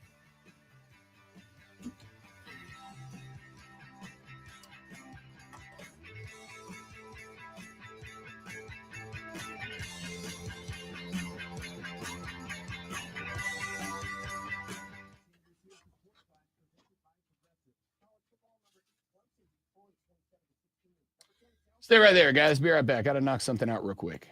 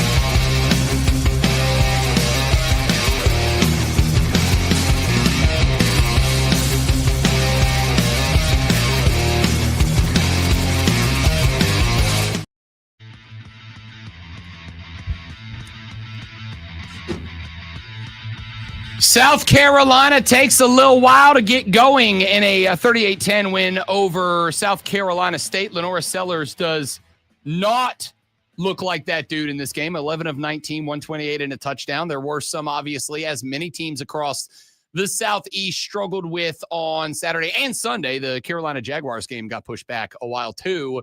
Rain delays, weather delays in the area due to lightning. They were back there for like an hour and 25 minutes or longer before this game ultimately got started. Which worked out for me because I got to watch Red Zone Sunday, and I only saw one commercial, by the way. I saw a few, but they did what they said. They were short, so yeah. I still didn't like it, but whatever. Yeah, me either. Lenora Sellers, 11 of 19, 128, one touchdown, did run for 23 yards on 8 carries as well. This is a weird spot. 125 rushing yards on 36 carries. You average 3.5 yards per carry. Wasn't super happy with the offensive line and run blocking in this game against SC State. That type of performance, that type of blocking is going to get you in the back half of the season against LSU, against Oklahoma, against Alabama. It's going to get you wrecked. That's got to be better. 30 yards on 7 carries for Jordan Howell. Lenoris, 23 on 8. Rasul Faison, 21 yards on 5 carries. Oscar Attaway III, once again, the bell cow, 20 yards on 7 carries and a touchdown, the only rushing touchdown. One touching, one passing for South Carolina. It was the kick return. It was the special teams. It was the Beamer Bowl that got this one done. A pair of punt returns for touchdowns from Vakari Swain. Had 2 returns for 107 yards. One of them a 65-yard touchdown. The other was kind of weird because it was like block, bounced around. Swain wasn't going to get it. Then it bounced to him. He did take it. Punt return, great. Punt return, great. And again, championship teams need that type of special teams performance. But it's got to be paired with better offense. It just has to. If it wasn't for the 2 kick returns for touchdowns, you're looking at a 14-10 game. And again, in years gone by, I think Gamecock fans would have been thrilled to go, hey, we're 2-0. All right, what a start to the season. We're 2-0. Like, this is great. The expectations are higher. Shane Beamer himself has said a lot of times the expectations are higher. You have a Heisman caliber quarterback and a run game behind Faison that is expected to be better. Again, not as confident in the run game as the quarterback, but expected to be better. And this is what you turned in. Again, because context matters. I've said this a couple of times. I'm not going to hinge on it here, but SC State, Super Bowl game for them. Their opportunity to do what USF did to Florida. Their opportunity for individual players to put on tape that, hey, you guys missed. I should have been playing for you this year. Whatever. Put all that to the side. This wasn't good enough. Okay? This just wasn't good enough. It's just not. And I think that, I don't think that. I expect a better showing against Vanderbilt, because I will tell you that while it took Vanderbilt a little bit of time to get rolling against Virginia Tech, Vanderbilt went out and did to Virginia Tech what South Carolina should have done. Now, again, transitive property of football is very dangerous, right? X beats Y, Y beats Z, therefore X beats Z. I saw Diesel make a point about this last night. He reposted some hot take artist dude, that said, is it time after Lenora Sellers' performance against South Carolina State, is it time that we all maybe admit that, and I'm using his words, not mine here. In fact, let me go. I'll go pull the attribution. Yeah, you wouldn't want to loosely quote him. No, I do not want to loosely quote him. So I will go pull the attribution here. Quote from a gentleman by the name, I hate to say his name. I'll just say his name, not his handle, because I don't want to give him attention. Are we just not going to discuss Vandy? Hey, he wrote Gonna, by the way. That's not just me being me. Are we just not going to discuss Vandy dominating a team on the road that South Carolina was in a 4-quarter war on a neutral site? Or would that hurt the nation's darling player and team too much? Again, these are the type of dudes that in week 3, 4, 5, 6 are going to have to eat some crow about the transitive property of football, right? That being said, it does have to be a factor in the conversation. Vanderbilt did to Virginia Tech what South Carolina wanted to do to Virginia Tech. But let's also talk about the fact that it was week 1. Let's also talk about the fact that even though Carolina is a team that I think should be predicated on the run, with Lenoris, you're going to work the pass in. It's going to take a little bit of time to get the chemistry going. You saw that with Nick Harbor in that game. I panic tweet about Nick Harbor because he had that one crossing pattern, hit him in the numbers, and he just dropped it. I'm like, he still can't catch. Then he turns around a quarter and a half later and goes off for a 65-yard that he caught over the shoulder looking backwards. That was an absolute dime, and he took it to the crib. Like, let's not overreact this early. It's week 1. At the same time, you were saved from a 14-10 win by Vakari Swain bringing 2 back to the house. You, as much as that is Beamer ball, and this I've said this for a long time. If you want to be a championship team, you've got to have special teams. But special teams is not enough to make you a championship team, right? Like, if you want to be a championship team, you need to have good special teams performance. But if you only have good special teams performance, you will not be a championship team. What I saw out of this Gamecock team on Saturday isn't good enough. It wasn't on Saturday, and it damn sure won't be in that back 7 games against 6 ranked opponents. And as mentioned, much like SC State, do you think Coastal Carolina isn't going to have a handful of dudes on that roster that look at that game and go, I want to go put film down to show Shane Beamer that he missed, to show Shane Beamer that he blew it, that I should have been a Gamecock? Like, you better be careful. Texture says, Keith and TR says, the O-line is still absolute dog water. Doesn't matter how good Lenoris is if the O-line sucks. Again, it's upgraded. But I think one of the things that has been missing, and I said this last Tuesday after the Virginia Tech game.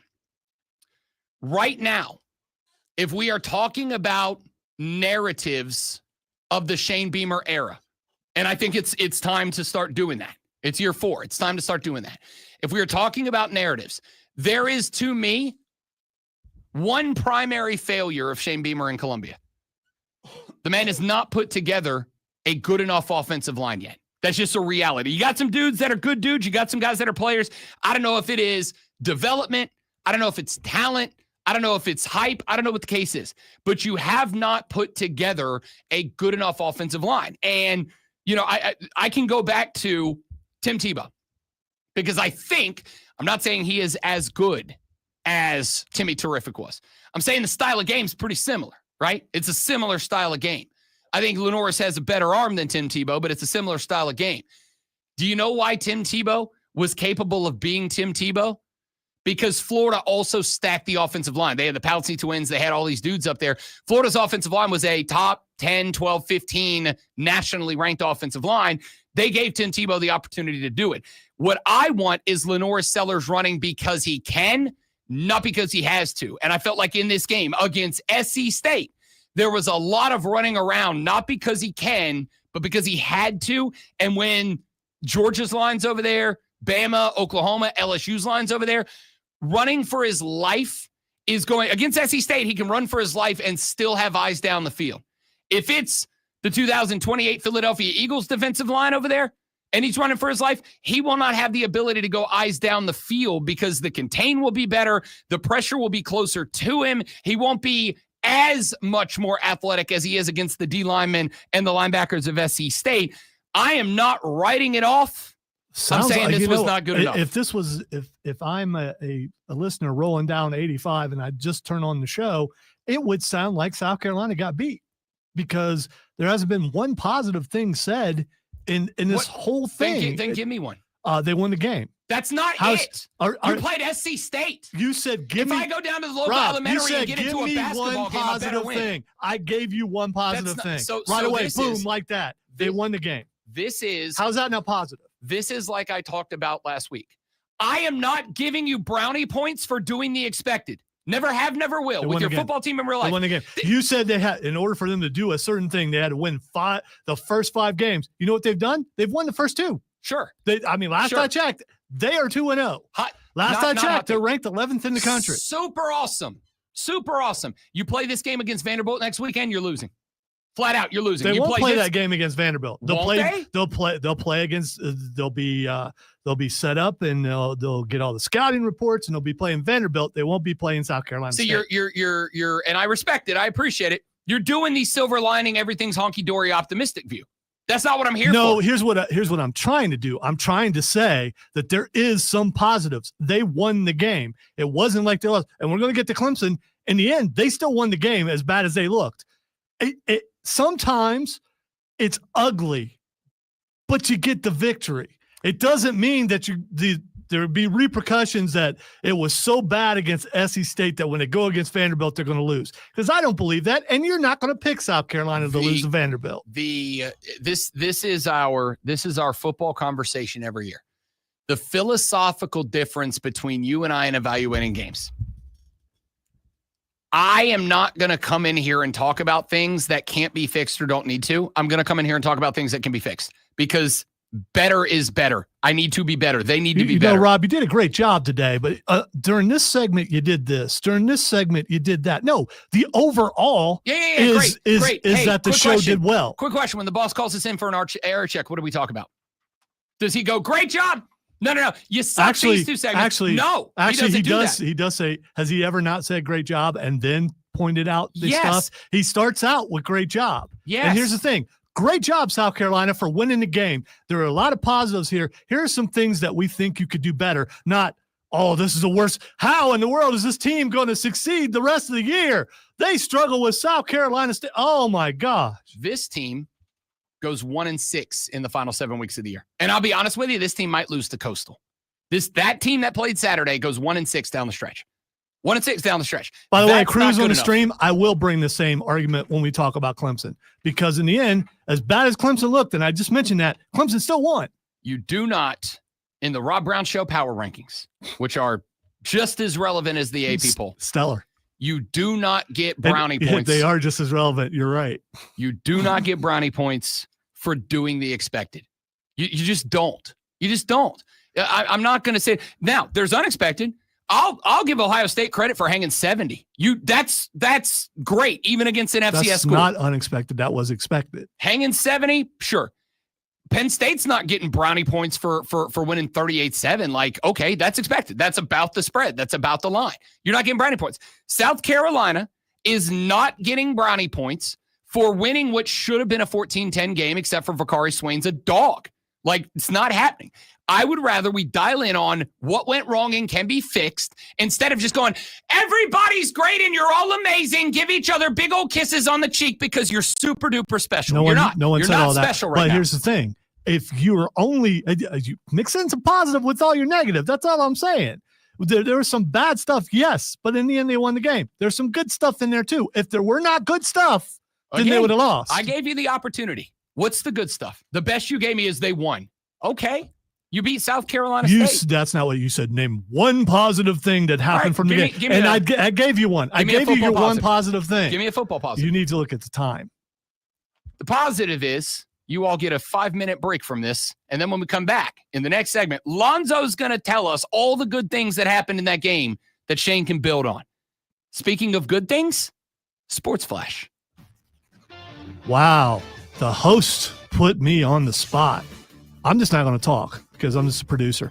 The Carolina Panthers started their season with a 26-10 loss at Jacksonville. Bryce Young threw for 154 yards on 18 of 35 passing with 1 touchdown and 2 picks. Jacksonville quarterback Trevor Lawrence went 19 of 31 for 178 yards, a touchdown and a pick, while Trevor Etienne rushed for 143 yards on 16 carries. Tampa Bay squeaked out a win at Atlanta 23-20. Baker Mayfield threw for 3 touchdowns and 167 yards on 17 of 32 passing, while Atlanta quarterback Michael Penix Jr. had 298 yards and a touchdown. In a wild finish to NFL Sunday, I don't know why I sound like Brady. The Bills walk off the Ravens 41-40. Buffalo trailed by 15 with just under 12 minutes remaining, but forced a Baltimore punt, scored on an 80-yard drive, recovered a fumble on the Baltimore 30, and then they won the game.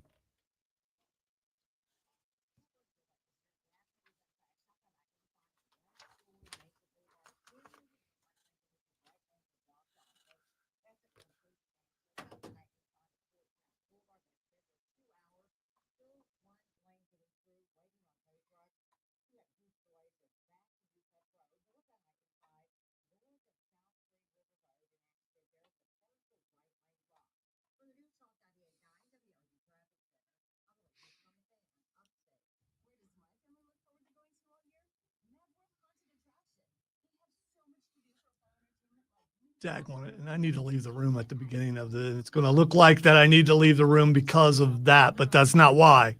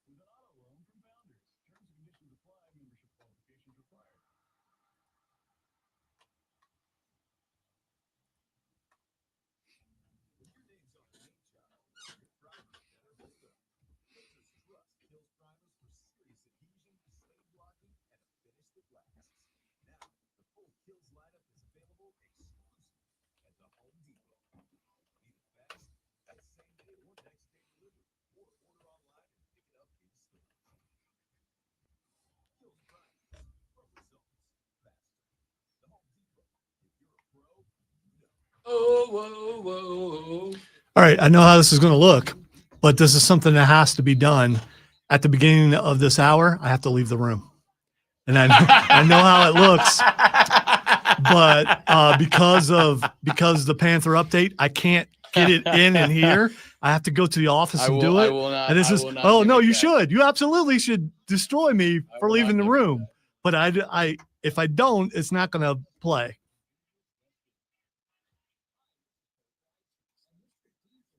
Especially since Chris said he had to leave, so he doesn't have time to come and fix the other thing that I need fixed. I won't be gone the entire segment. It's just a matter of me going over there and transferring something.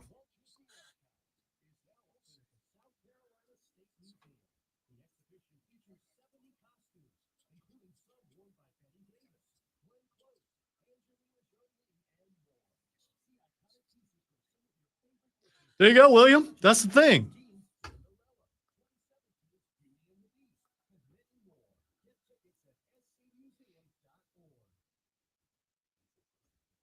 Hey, man, the truth of football is always somewhere in the middle.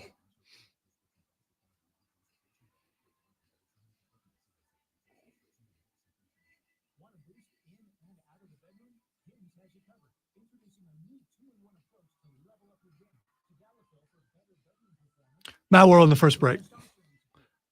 I should only be out of the room about 2 minutes at the most, unless I run into a snag, which is a very real probably going to happen because of this. But however Rob decides to play this, people on the stream, you're on the inside and know what's really going on. People listening on the radio do not. So that's up to him.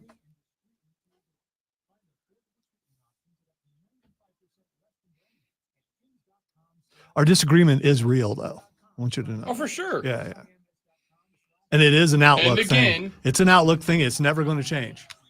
It's a conversation about because football. Not only am I old, but Rob is also old. I was laughing last night or yesterday because Cam Jordan for the Saints is Cam Jordan's profile picture for the Saints now. He has gray hair, like his hair got gray. And he showed up with the gray hair, and I was like, oh, man, Cam's getting old. My mom's like, he's 5 years younger than you. I was like, I hate you, right?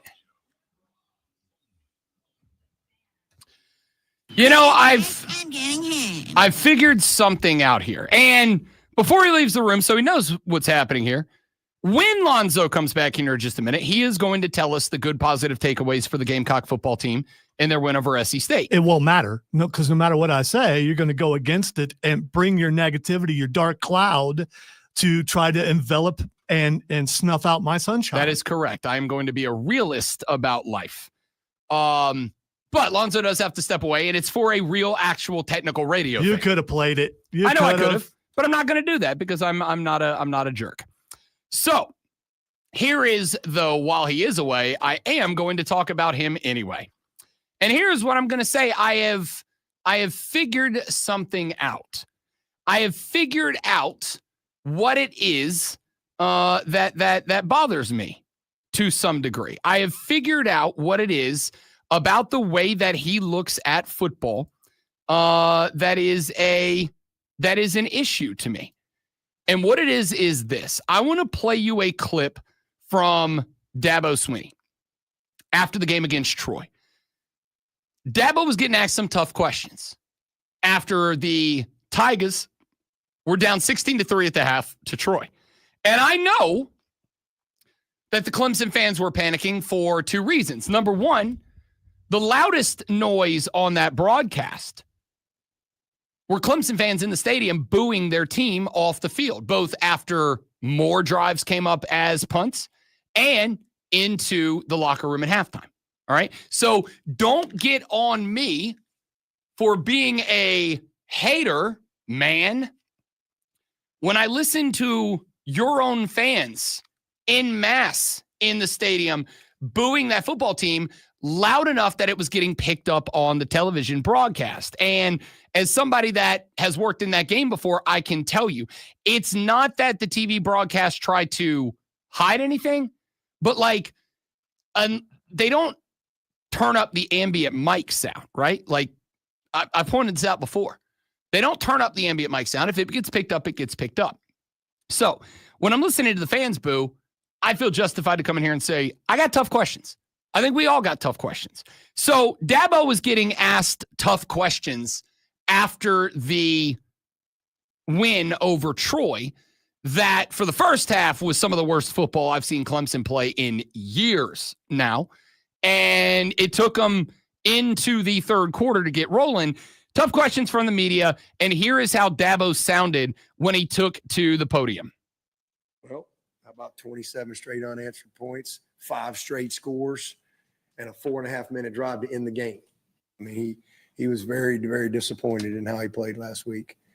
Just some massive missed opportunity on tape, massive, and on basic stuff, and just, he was sick, and so, we went right back to work, focus on what you control, and that's how you respond. A lot of things happen to all of us in life, but your response is what ends up determining the outcome. And then have everything against you, and you're down 16-3, or down 16-0, and you got to pick 6. And now what are you going to do?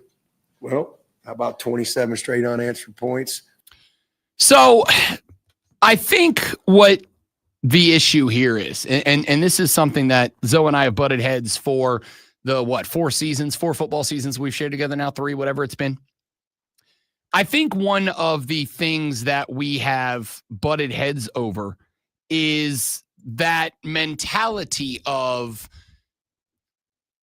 looking at the bright side versus being, he'll call me a pessimist, I'll call myself a realist. If I am working at a job, doesn't matter what the job is, coaching a high school football team, college pro football team, doing a radio show, being a banker, being a plumber, being an electrician, doesn't matter what the job is, being a doctor. If I roll into, in fact, I'm gonna use the doctor analogy here, mainly because it clicks to me. If I walk into my doctor's office and I'm going to get a checkup, right? If I roll up in there and the doc goes, "Hey man, you lost 60 pounds and you're more active and you're eating better," great. And then that's it. Like that's the end of that meeting. I'm going to walk out of that doctor's office and be like, there's nothing that I can be improving here, right? If I walk in there and he goes, "You lost a bunch of weight and you're more active and you're eating better, good job. And then thanks for coming. Let's get your next checkup scheduled." Like, okay, so am I perfect? I don't think I am. I would rather walk in there. And this is what happened to me about September, about a year and a half ago.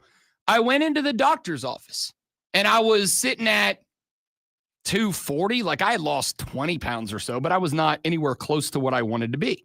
So I walked into the doctor's office and the doctor's like, "Hey, I'm going to be blunt with you.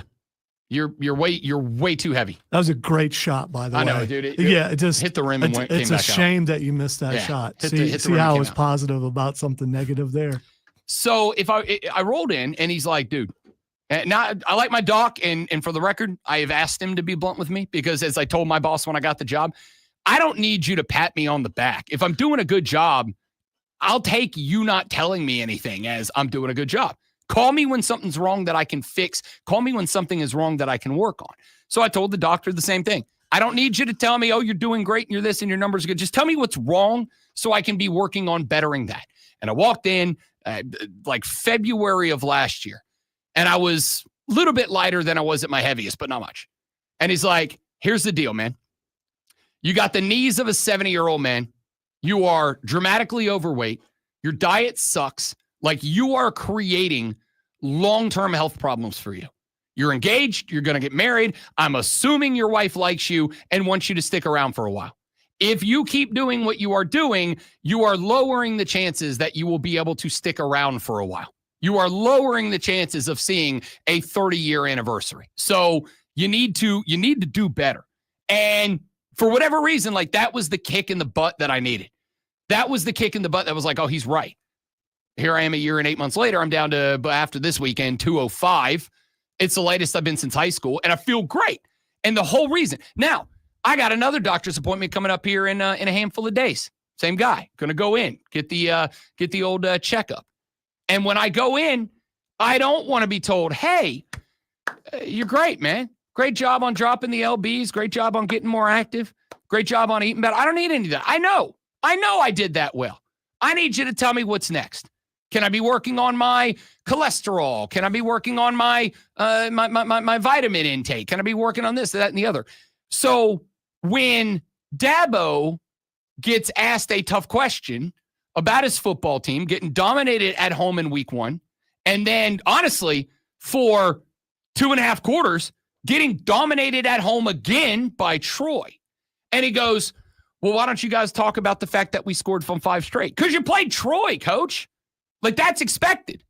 Maybe not score on 5 straight, but like, I expect you to do that. I expect you to march up and down the field. You have a guy who was sold to us by you as a Heisman Trophy caliber quarterback. And it didn't look great. You've got a guy that when you hired Garrett Riley as the signal caller for your offense, as the headset wearer for your offense, this was a dude that was sought after by pretty much every open offensive coordinator job in the country was looking at Garrett Riley, and you brought that guy in, and yet it feels like it's the same old stuff. It bothers me, and I get it, and I've said this a few times. Like, I understand that mentality, philosophy, whatever you want to call it, has been what is endearing about Dabo Swinney to many of you Clemson fans. But I'm also at the point now where I'm saying that stubbornness and willingness to change is your problem over the last 2 years, 3 years. It's your problem. It is the unwillingness to adapt in game, out of game, whatever, that is your problem. And this is why I said coming into the year, this year is a referendum on Dabo Swinney and whether or not the Dabo philosophy works in college football. And I'm going to say, you're 1-1. Your only loss is to a team that is now ranked number 3 in the country. It doesn't look like it's working. We'll see. We'll see. A lot of football left. Maybe you run off 10 straight and you finish 11-1 and we all go, oh, they fixed it. But like, not yet. It drives me a bit bananas when someone in a position that can fix a thing goes, I don't know why y'all want to talk about the bad. Let's talk about the good. Let's dial in on the good. Coming in here and just rah-rah shish-boom buying the team, what's it accomplish? I would say this, and this is a philosophy thing.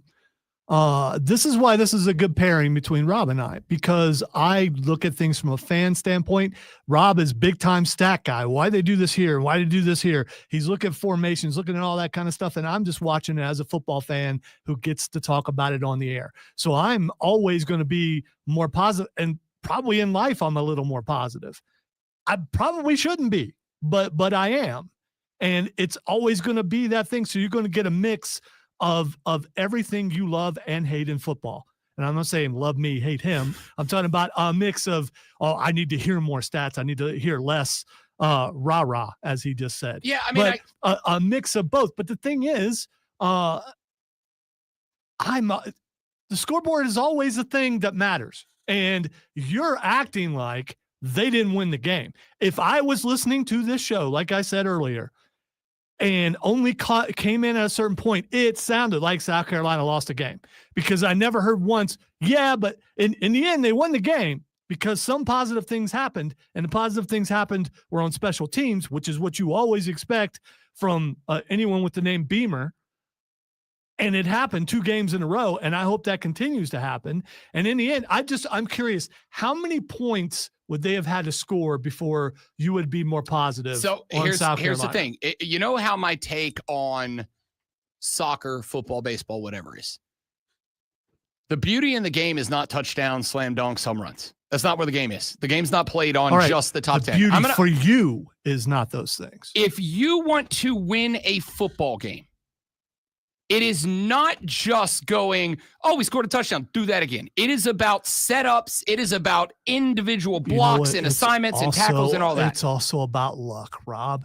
It's also about luck. The ball just bounces a certain way. We talked about that catch for Pittsburgh earlier. Not against SC State.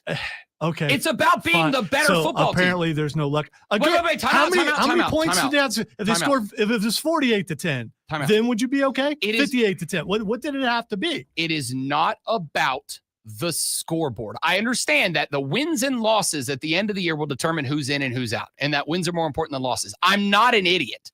What I'm saying is, if you want to be able to go put 28 on Oklahoma and win that game, I have to evaluate what you did to get to 38 against SC State, because I'm not going to just tune into that Oklahoma game and go, well, let's see what happens. Like, that's not to me. All right. So I will tune into that game thinking they got a shot. You will tune in and go, well, they didn't do this in this game. They didn't do this. They do this. They have no shot at all. So again, I think they have a chance in every game they're in. When we make our picks on Friday. When we make our picks on Friday. I did pretty good last week. You did. I just want to point that out. When we make our picks on Friday, how do you make your pick? I believe in a team, and I pick that team. How do you arrive at that? Because I watch them play.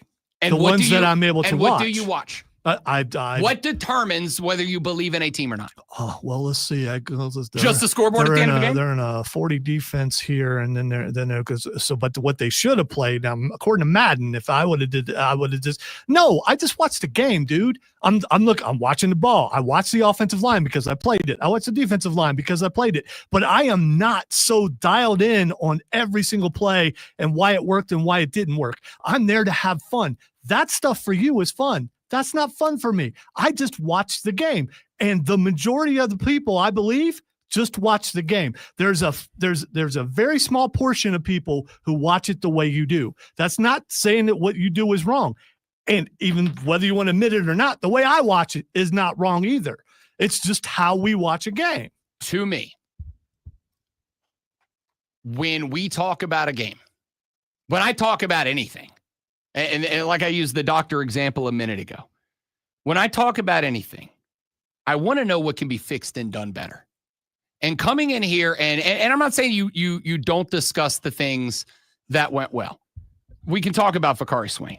Vakari Swain is a dude. I mean, he's a dude. Now, I would also point out that much like I would say, yeah, Clemson, you scored 5 straight, and it was against Troy. Like, is Vakari, can I lean on, and this is why I'm not going to say, oh, let's just spend 15 minutes talking about how amazing South Carolina special teams are. Is it important? You're damn right it is. Can Vakari Swain do that against LSU? When the dudes on the other side of the ball are also SEC players? Why can't he? Prove why he can't. Because on the other side of the ball. Why can't he? I'm trying to tell you. Because when LSU lines up on the ball and they've got 3 to 4 to 5 NFL draft picks on punt returns, when they've got their defensive backfield has 3 guys going to the NFL. Maybe not first rounders.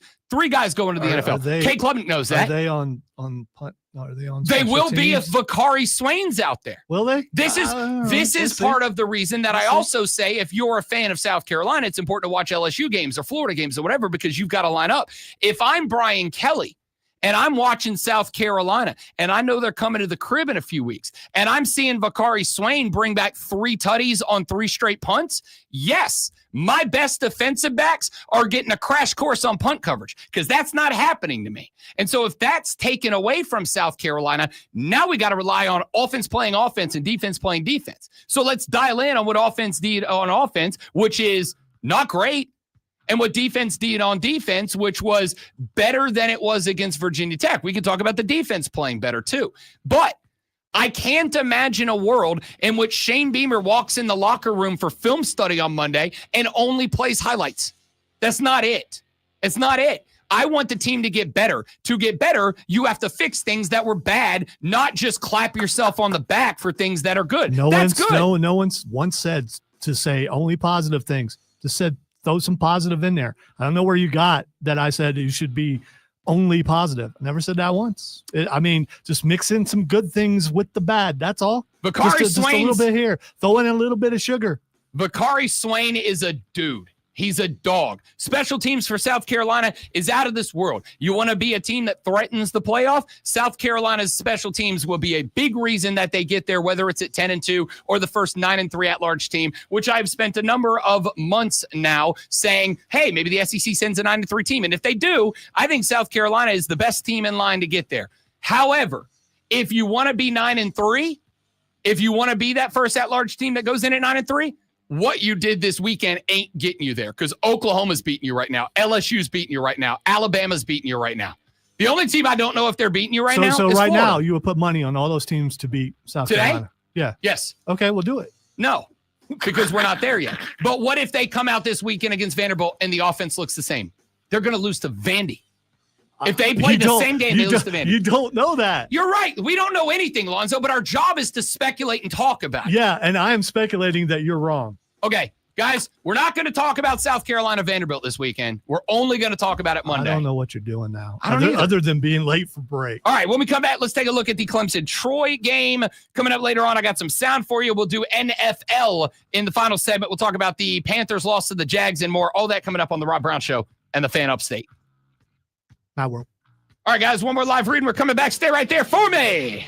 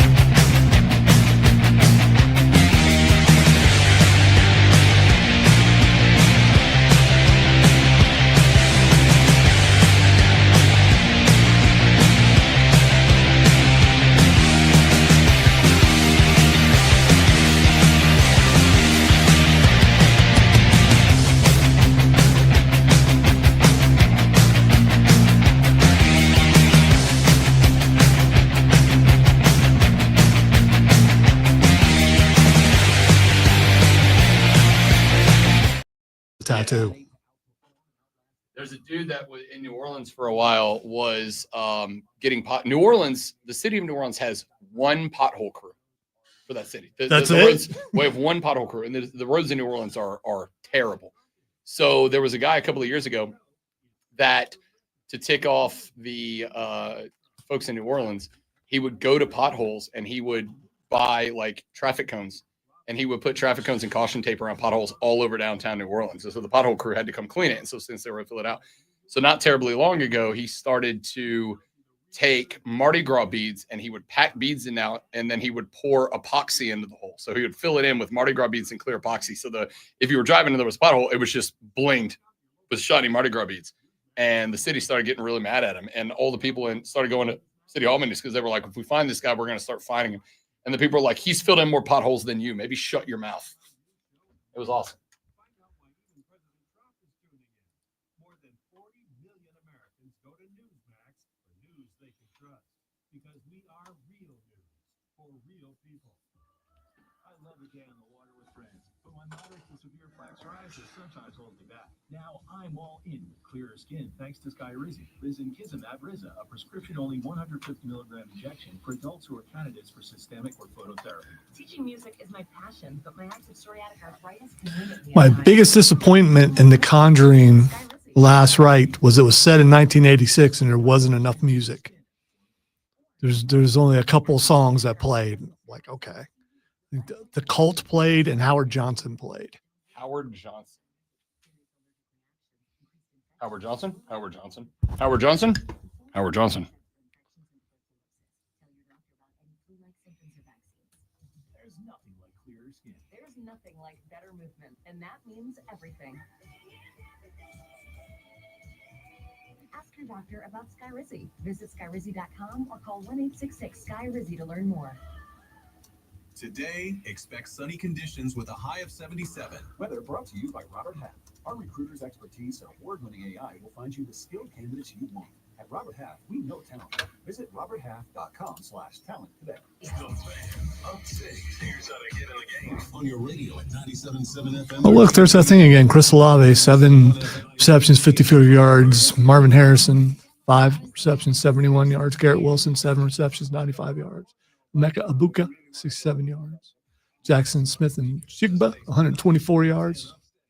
Ohio State is wide receiver you. You want to make it to the NFL? Hey, Buka looked good.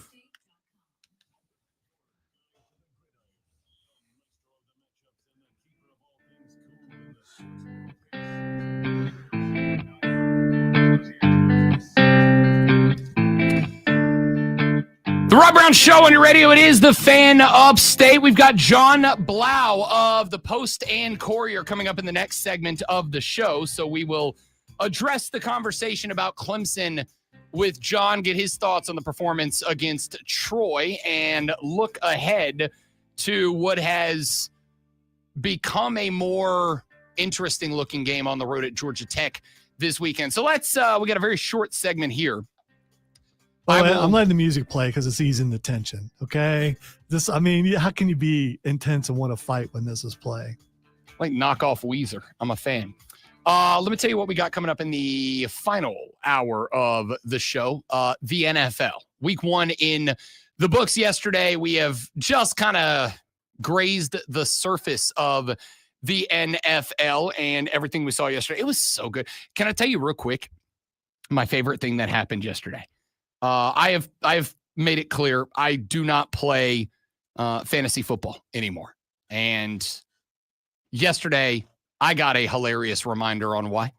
Because while I do not play fantasy football, the wife is playing for the first time. Her company, her job, has set up a fantasy football league for the people in their office. There's 12 people in her league.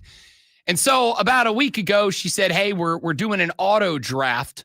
Because she asked, got to help with the draft. I said, yeah. She came back. She said, we can't get everybody in the same place at the same time. So we're going to do an auto draft. And I said, okay, as long as everybody's auto drafting, that's fine. We'll figure it out. And then she came to me on Thursday and she's like, hey, will you not set my lineup, but will you just give me some thoughts about people on my team? I said, yeah. And her team's really not all that bad. She's got Patrick Mahomes is their starting quarterback. Breece Hall, Christian McCaffrey's on that team. Najee Harris is on that team. A.J. Brown, Devontae Adams, Evan Ingram, and the Packers defense. Not a bad squad. And so she said, can you help me set my lineup on Saturday? Or no, excuse me, on Thursday before game one. And I said, yeah, explained. And she knows fantasy football, but I said, look, you don't have to set your Sunday lineup yet. You just need to decide if you have any Eagles or Cowboys, they have to be in the lineup because you can't add them later. And then tomorrow, Chiefs, Chargers, any Chiefs or Chargers you have, you got to get them in the lineup. Obviously you're going with Patrick Mahomes as your starting quarterback. He's locked in. Obviously you're going to go with A.J. Brown. So she went to bed last night with her fantasy team up like 12, 13 points or something. And she's going to bed. She's like, do you think I'm going to win? And I said, I don't know. We'll see. Tough spot because her week one opponent had Josh Allen. And when she went to bed at halftime, her team was winning, and it was a pretty healthy margin. And then Josh Allen went the bleep off in the fourth quarter with a couple of touchdowns, brought him to 4 total, added, I don't even know how many fourth quarter passing yards, a lot, to get to 394 and 4 total touchdowns as his final. I'd say about 3 passing, 1 rushing as his total. 38.76 fantasy points last night. And her week one opponent with the come from behind victory stole it from her. Now, she got to learn her first fantasy football lesson because she on Saturday, when we all found out that, Friday, when we all found out that Christian McCaffrey was questionable for San Francisco and their opener against Seattle, she said, what do I do? And I said, well, you put him on the bench and then you just wait. And up until kickoff, you wait until you find out if he's playing or not. And if he's playing, you sub him in. And if you don't, or if he's not going to play, you leave him out and you ride on whatever you're riding on, right? But you just got to wait it out.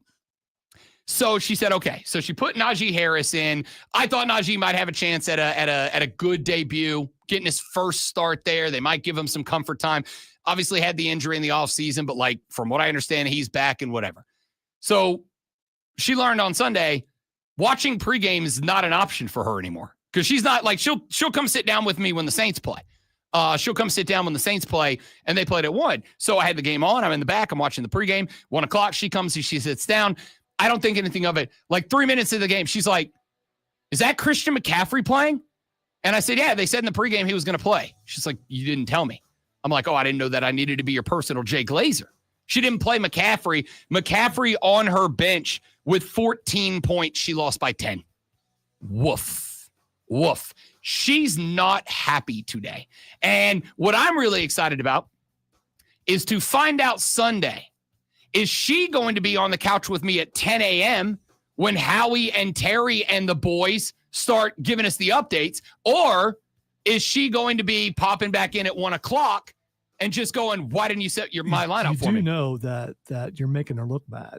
And because I'm sure the people where she works, they know who you are and know what you do, and they expect her to win, and she's not, and it's your fault. I don't know if you knew it was your fault, but it's your fault. I told her that when she started this, I'm like, I will not take over your team. I will be your assistant GM. All right. I'm not even just assistant GM. I'm a consultant. I will be your consultant to your team, but I will not manage your team. Your game day decisions, your injury management, your roster management, that's on you. And she's like, okay, I got it. So she learned a very valuable fantasy football lesson yesterday. I'm really excited to see what next Sunday looks like. Hey, you know what else I'm excited to see? What John Blau's takeaway from that game against Troy was. Is he more with me criticizing the first half and how bad it was? Or is he more with Dabo and celebrating the second half and how good they looked? We'll find out next on the Rob Brown Show in the Fan Upstate. All right, guys, we're going to step away for just a minute while we get John Blau on the... That's my fault. It's not your fault. We're going to step away for just 1 minute. While we get John Blau on the line. Stay right there.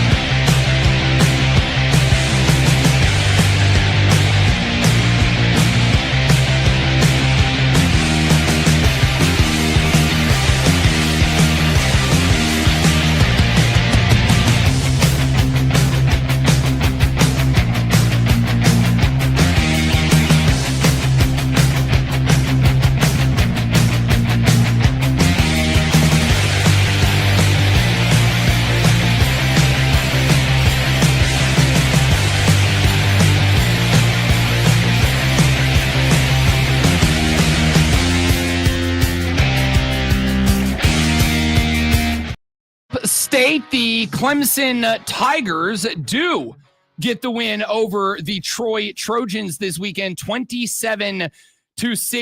But the first half of that game specifically a bit tumultuous for the Clemson Tigers. To break this game down and get a look ahead at Georgia Tech, joining us now, as he does every Monday at 8:40 a.m. from the Post and Courier, John Blau joins the show. John, my man, great to have you back, buddy. Appreciate it. Let's dive right in. I always start with this one anyway, but I am exceptionally interested in your take this week. What was your reaction to the first half of this game against Troy, and what was your reaction at the conclusion of this win against Troy? Yeah, I mean, the first half was just absolutely astounding. Obviously, to get below or behind 16-0 to Troy on your home field is just not something you expect, and obviously shocking. Obviously, they salvaged things a little bit by having a 24-0 second half, but the questions about this offense, about their inconsistency, just about guys just dropping passes, penalties, Cade Klubnik still being a little off on some throws. Adam Randall obviously looked very good in that second half and showed he could do some things if you feed him, which they didn't do in the LSU game. But yeah, just a lot of question marks, a lot of concerns. Going into a really tough environment at Georgia Tech against a program that's getting a lot better in the ACC, and having to win that as your first conference opener. Coming off these two games, you can't feel especially confident if you're a Clemson fan, I would say. I completely agree. And I do want to look ahead to that Georgia Tech game, especially after Tech looked a lot better in week 2 than they did on the road in week number 1. But I'm a big believer, John Blau, in you got to work on what went wrong to get it right for the next week. So in that first quarter, Cade was he didn't look like we have been told Cade was going to look like. I was going to say he didn't look like himself, but there are a growing number of people out there, including some Clemson fans I saw on social media, John Blau, that are like, maybe he's just not what we were sold that he is. And I think a lot of those people probably still a little bit trigger shy after DJ Uiagalelei wasn't what they were sold he is going to be. Do you think that Cade is going to be able to bounce back from really 6 quarters where he didn't look great, kind of pulled it together in the back half of this game? Or do we think that maybe there is a ceiling that we're getting close to? Yeah, I know what you're talking about with DJ Uiagalelei in terms of why people are kind of a little, trigger happy maybe in terms of kind of putting down the quarterback for Clemson. But at the same time, we do have to remember this guy threw for 36 touchdowns and 6 interceptions last year. There's a big difference, big gap between those two guys. The one concern is I think that everybody thought maybe, Cade was going to take another step. And the next step would be some of these just off throws, kind of these moments of inconsistency, which we saw last year. I mean, you think about the Wake Forest game, not scoring in the first quarter. Virginia Tech, I don't think they really scored in the first half. Pittsburgh has to come back. So there's been moments where, they win, but they don't look very consistent. That is the troubling thing, that's still there. I mean, Cade's talked a lot about, making any pass that's under 20 yards a layup. And we're watching him throw behind, Tyler Brown on a screen throw in the LSU game. It kind of helped stall a drive. Saw him throw low to Tristan Smith. That's why his knee goes down. He doesn't get a touchdown. You saw him late to the throw on TJ Moore on that slant on the first drive, and then he gets kind of blown up. And obviously TJ still got to catch that ball, but at the end of the day, it wasn't, great timing there. And so the question is this just early in the season? Does it take Cade? Is this just him in a way that it takes him a couple games to get, settled and into the season? I mean, that's always possible. But at the same time, I think the concern is that we've seen this level of just, inconsistency at times from him, just in terms of those happy feet coming back a little bit, just the timing being a little bit off. And I think people were kind of expecting maybe that he takes another step and grows out of that, but he has not grown out of that thus far. We'll see if in the coming weeks, if he continues to settle in and things, take a step forward. But right now, that's an open question. Yeah, I think that's a very fair take, and I agree entirely. The issue that I think I have here is while Georgia Tech is, to me, a very interesting team and improving team. You know what Brent Key's style of ball is, which is we want to win at the line of scrimmage. Question marks. Adam Randall put up past the century mark, but there were also spots in this game where it kind of looked like it very much looked like he was still learning the running back position against an outman Troy team. If that gets taken away and it is Cade versus a improved Georgia Tech front seven, John Blatt, feels to me like it very well may be the first game where it is on him to score points for this offense. And even though he did look better in the second half against Troy, I'm just not there yet with the I'm comfortable that is going to happen. And I don't think that's an unfair or hot take. No, yeah. I think the one thing you can feel positive about is that the defense has been pretty good. And they even had moments of ups and downs, obviously, in terms of some gashes that Troy was able to get in LSU in the first game. But as far as that side of the ball, you feel like you can stay competitive, especially against a running quarterback like Haynes King. But on the other side of the ball, the offensive line, obviously they were missing Tristan Lee. You had to move Colin Saller to left tackle. You had Sewell and Thurman at guard. There seemed to be a little bit, sometimes where they were a little disjointed in that first half. I wouldn't put that all on Adam Randall. And like you were saying, I do think there were times as well. There was one time where the set where Braden Jacobs was in where, Braden looked not so good because he had a false start, a hold, gave up a sack, but he actually was on a play where he pulled out.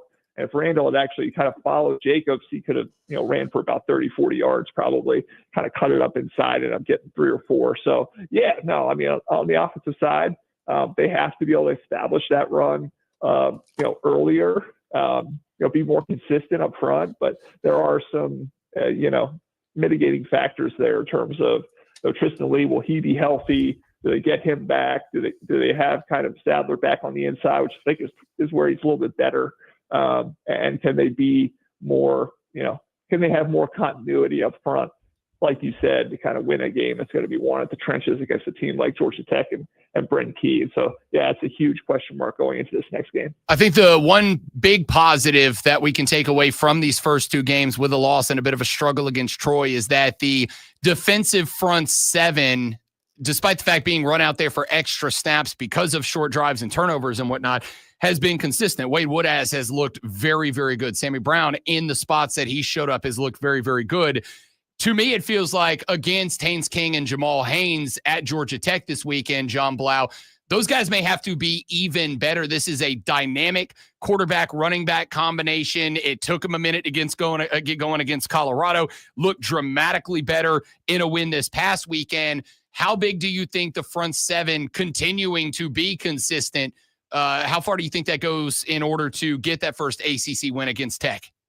Oh, yeah, it's huge. And again, they've been really good at times. There have been times where they busted a little bit, but this is a new, scheme under a new defensive coordinator. They're going to get better week to week. You expect they're going to make slight errors, and those will be corrected as they figure out how to play in this scheme. But yeah, I think the one positive is that we've seen Peter Woods be really dominant at times. Will Helt looks like the real deal at defensive end. He's made a couple sacks. He's been pretty good against the run, denting that line of scrimmage a little bit. That DeMonte Capart's made a couple of big plays. Stephon Green's looked good. So it does look that legitimately Clemson has a lot of talent up front, still waiting on Amari Adams maybe to break through a little bit. Like you said, Wade Woodaz, Sammy Brown looked really good. So I think as long as that front seven continues to make improvements, they continue to clean things up, which they have to. Obviously this is a heck of a week to do it. They're going to have to, because if they're a little off, Haynes King and Jamal Haynes are going to take advantage. But I expect that the strength of this Clemson team will continue to show through. It will be the defense, but like you said in the previous question, the offense is going to have to be able to be more consistent, so they're not in a 21 to 10 hole, or 17-7 or something like that, which can feel like an incredibly steep hill for this offense right now, the way that they're playing. John Blau of the Post and Courier here on the Rob Brown Show. Real quick before I let you go, John Blau, I want your prediction on the game, but I also would like for just a gut reaction from you to this. I don't put a lot of stock into this, but ESPN's matchup predictor gives Georgia Tech a 56% chance to win this game, Clemson a 44% chance.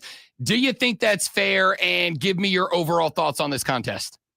Yeah, I think it's fair. I mean, I think right now you have to consider Clemson an underdog, just playing on the road for the first time.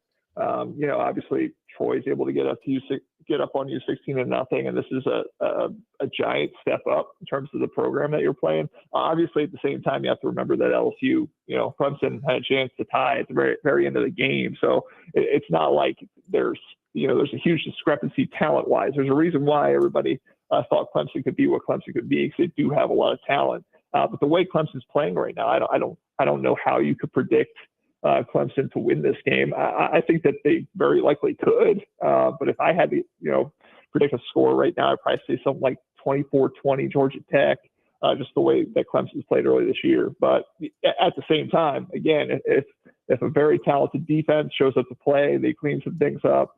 If Adam Randall is able to get things established and continues to settle in a new position, Cade Klubnik makes fewer mistakes, there's absolutely a chance Clemson could go on the road and win. But right now, if I had to pick it, I'd give Georgia Tech the edge. John Blau covers the Clemson Tiger Athletic Department for the Post and Courier, kind enough to join us every Monday at 8:40 a.m. John Blau, one way or the other, you and I are going to have a very interesting conversation next Monday, brother. I appreciate it. Enjoy the rest of the week. We'll talk to you then, partner. Sounds good. Thanks, Rob. You got it. John Blau of the Post and Courier. Appreciate his time, as always, here on the show. When we come back, time to talk some NFL. Carolina looked like booty cheeks on the road at the Jacksonville Jaguars. What went wrong? I have thoughts. We'll share those with you. We'll take a look at some of the dominant performances from the weekend. Green Bay trounced the Lions in week one. The other NFC matchup tonight, Bears-Vikings. We'll break that down. A lot of NFL coming up in the next hour. Now, ladies and gentlemen, the MVP of Sports Flashes. I was so close. Every day, it's Lonzo with the Sports Flash. Dang it. Probably not booty cheeks, but you never know. Booty cheeks. The AP poll dropped yesterday with the Big Ten claiming 3 of the top 4 spots. Ohio State and Penn State are 1 and 2, with Oregon at number 3, followed by LSU at 4, or that's reversed actually. And Miami at 5. Georgia and Texas are 6 and 7, followed by Notre Dame, Illinois, and Florida State at number 10. South Carolina is just outside the top 10 at 11. Right ahead of number 12, Clemson. Carolina Panthers started their season with a 26-10 loss at Jacksonville. Bryce Young threw for 154 yards on 18 of 35 passing with 1 touchdown and 2 picks. Jacksonville quarterback Trevor Lawrence went 19 of 31 for 178, a touchdown and a pick, while Trevor Etienne rushed for 143 yards on 16 carries. Tampa Bay squeaked out a win at Atlanta 23-20. Baker Mayfield threw for 3 touchdowns and 167 yards on 17 of 32 passing, while Atlanta quarterback Michael Penix Jr. had 298 yards and a touchdown in a losing effort.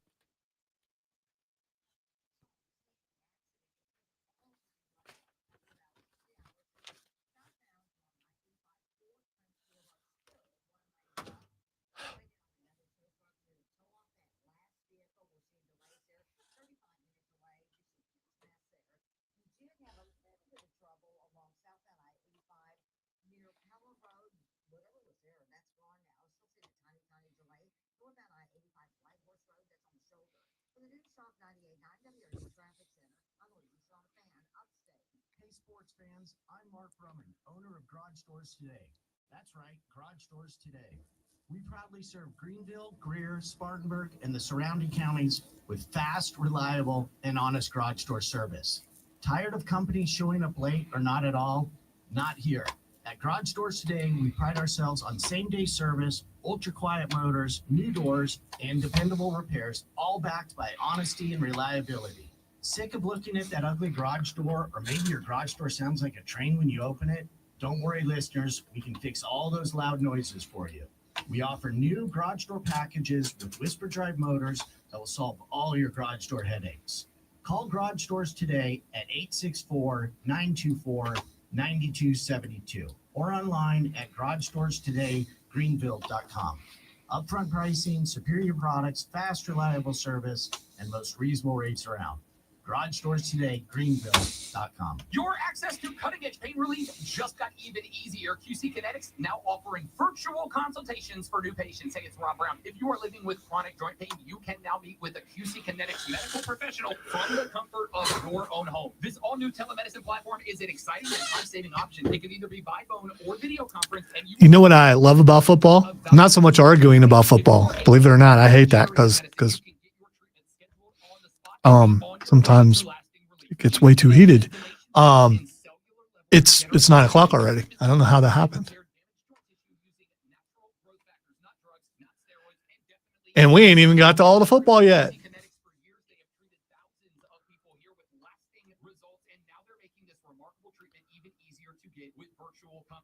So get your schedule now by calling 864-766-8454 in Greenville and in Asheville. Fast, quick, easy, convenient.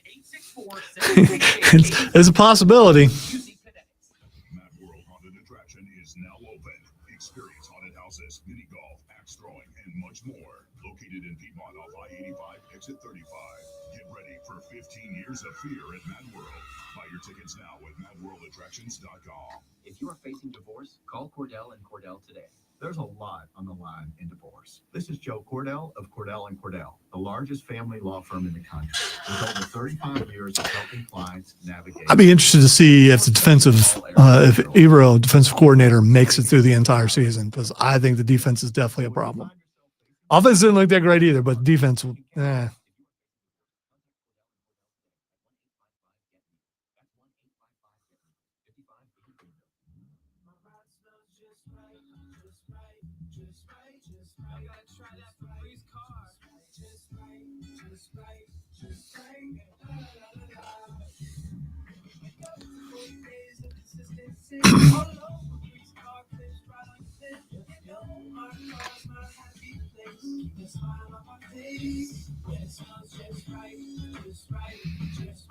This commercial playing reminds me of something I tried yesterday. We have a couple of little tiny flies that I cannot kill, and I can't figure out how to kill, and they keep buzzing around a ceiling fan.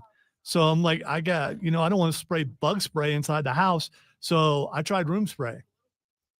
And now those little tiny flies smell really good, but it didn't kill them. I was hoping, maybe I could saturate them to the point to where they would take a nosedive and then either me or the cat could get them, but that didn't work, and they're still there. It just, I don't know what to do.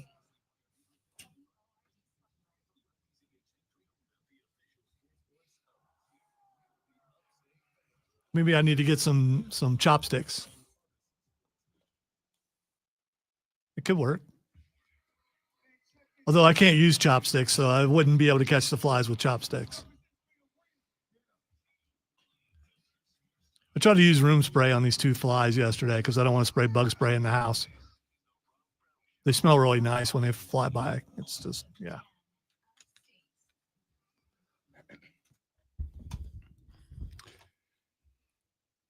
I was on the Infinity Sports Network on Sunday morning on their NFL preseason show. So on there, you mean you were listening or you were on it? I was on it. Okay, all right. I was asked to be a guest on their NFL Sunday morning pregame show as a gambling expert, and I did okay.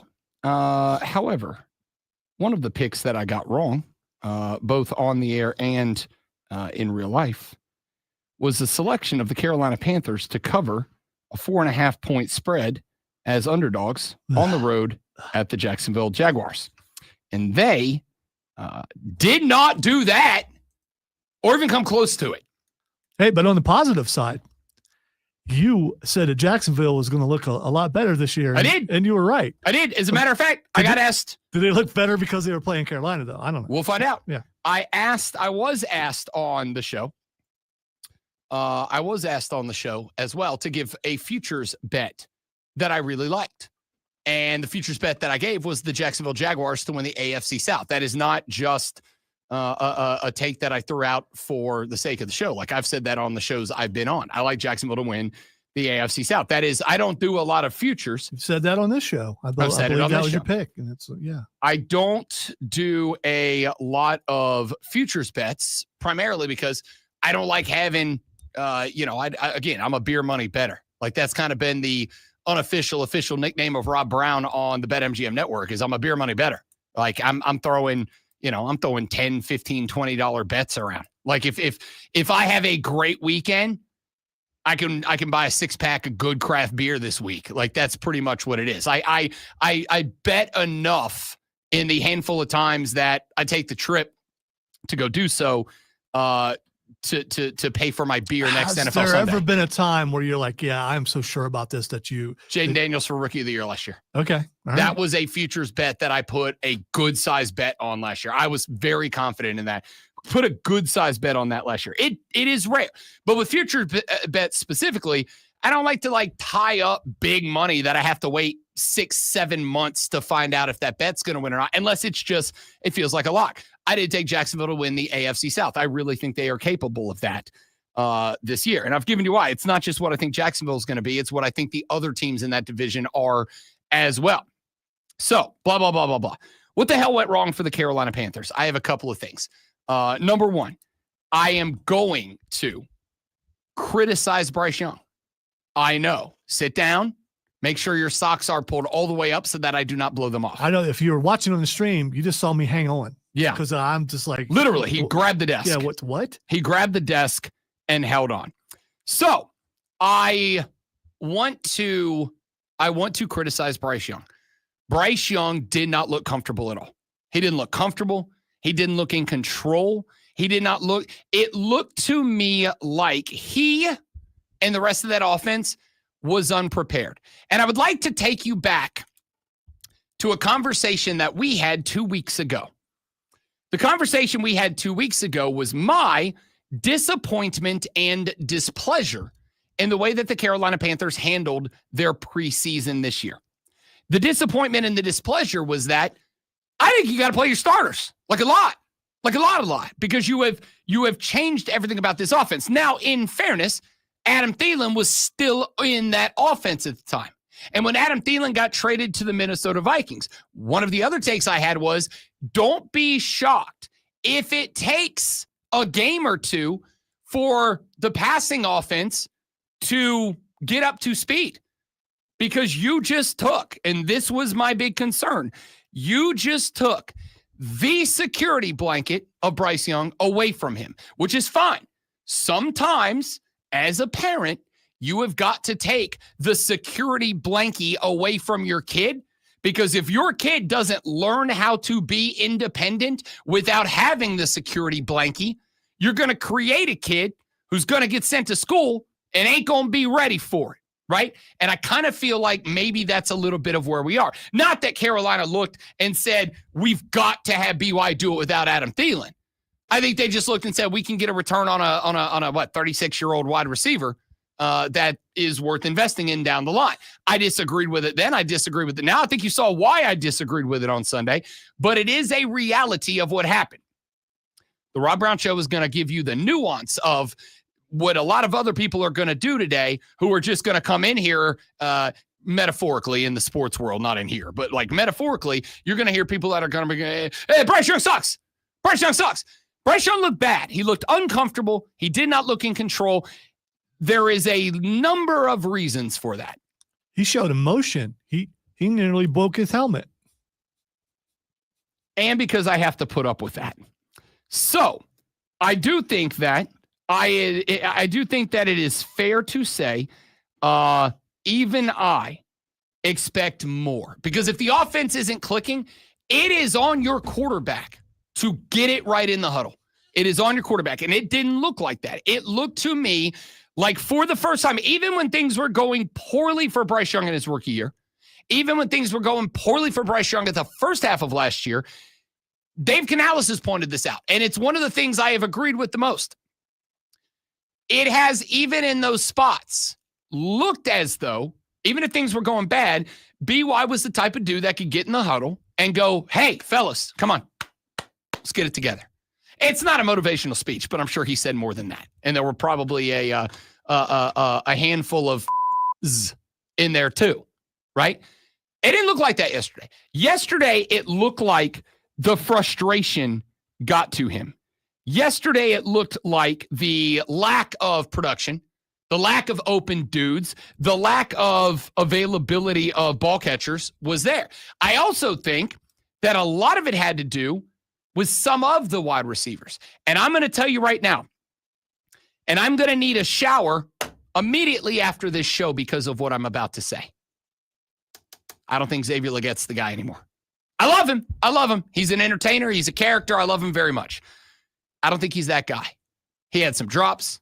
He had what could have, should have, would have been a spectacular catch, but he did not get both feet down in a spot where he absolutely could have got both feet down.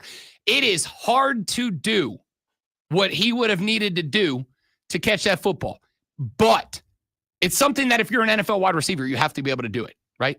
I got into it with a Carolina fan on social media over the weekend because I criticized Bryce Young. I did it online, people.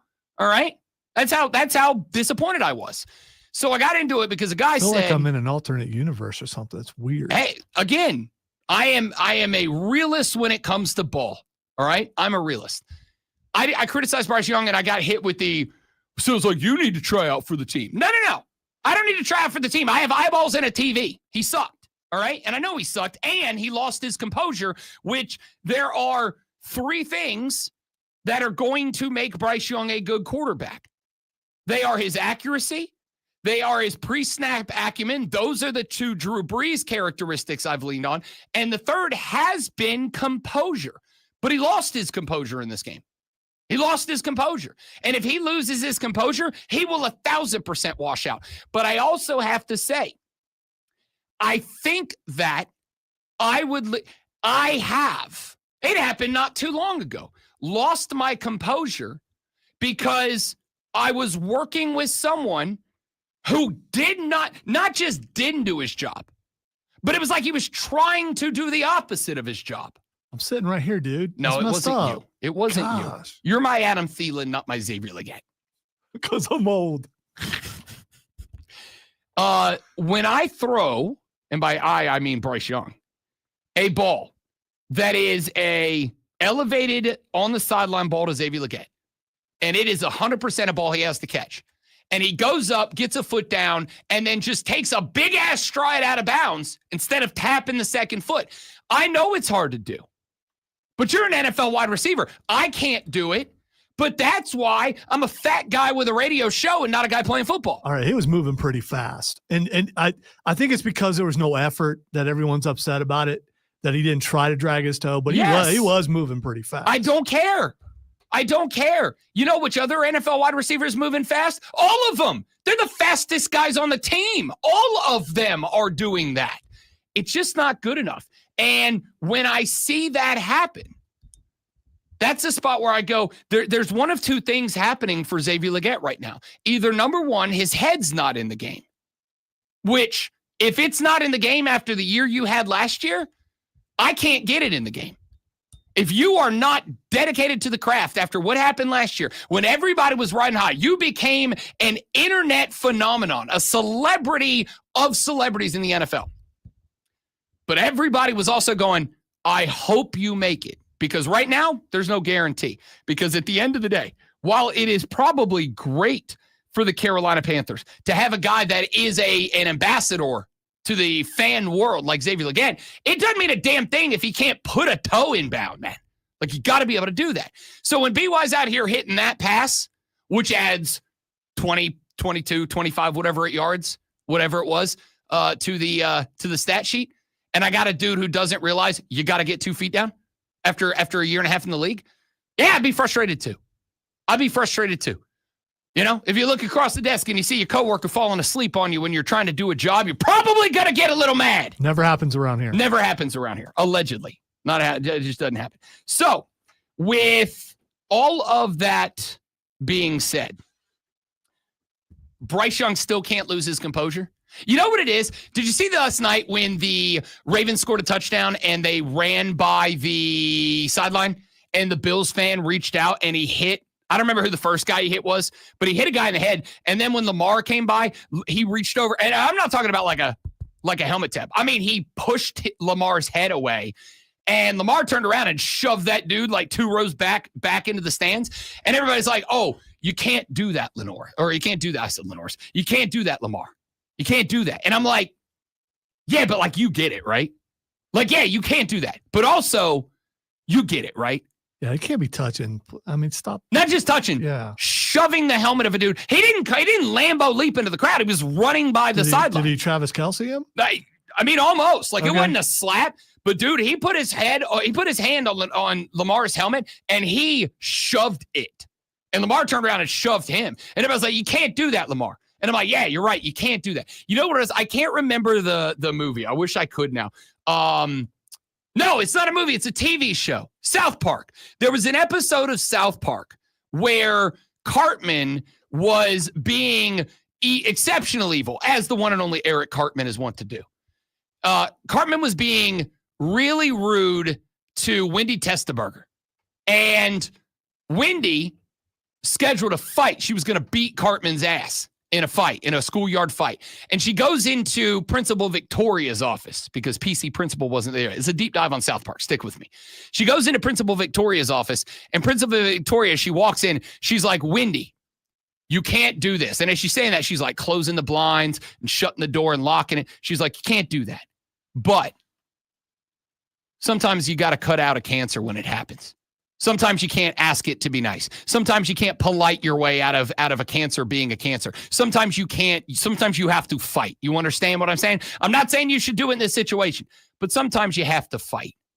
And it's like it's approval of bullying. It's kind of like that. It's kind of like that. If a dude does that, like Lamar, you can't do that. But also, you can.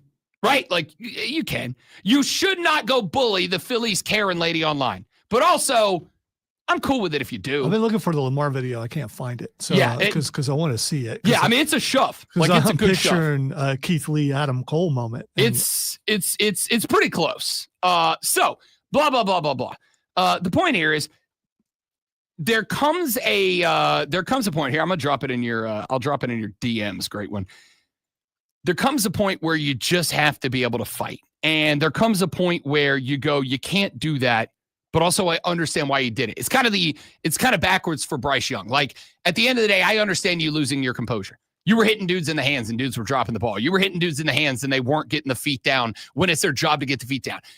However, the difference is with the Lamar shove, I'm like, yeah, that was a fan and it was a butthole. Like, he deserved it. Bryce, if you lose your composure, the whole offense loses its composure. It's the opposite side of that spectrum, right? If you lose your composure, everybody around you is going to lose their composure with it. Can't do that. But also, it was a nice blocking. I mean, he got up underneath. It's a good push. Yeah, it was. He lifted him up. He made his point. So, Bryce looked bad, and he looked uncomfortable, and he lost his composure. That's the criticism. I don't care how bad the team is playing. You, as the quarterback, have to maintain your composure. You have to. If I come in here and I got somebody falling asleep running the show, if I start screaming at them on air and I lose my composure, the show goes to hell in a handbasket. See, I'm not trying to be opposite of you, but the most famous quarterback of all time for you will be Tom Brady. He lost his composure a lot. I don't disagree, but scratch that. Let me take it back. Ask all them tablets. Wait. Hang on. I am going to say some people's composure is fueled by anger or rage or whatever you want to call it, right? It's the Incredible Hulk. Some people are fueled by that. I had a conversation with a dear friend of mine over the weekend who she is a buddy of mine's wife, who was like, Rob Brown, you lost all the weight. How'd you do it? And I said, I don't really want to tell you because my way is not going to work for you. And she's like, no, it's okay. Tell me. And I said, you want to know how I lost weight?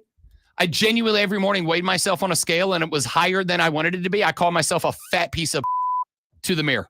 Like, legitimately, I negged myself every day. I walked in. My routine is I get out of bed. I walk the dog. I go in the bathroom. I start the shower.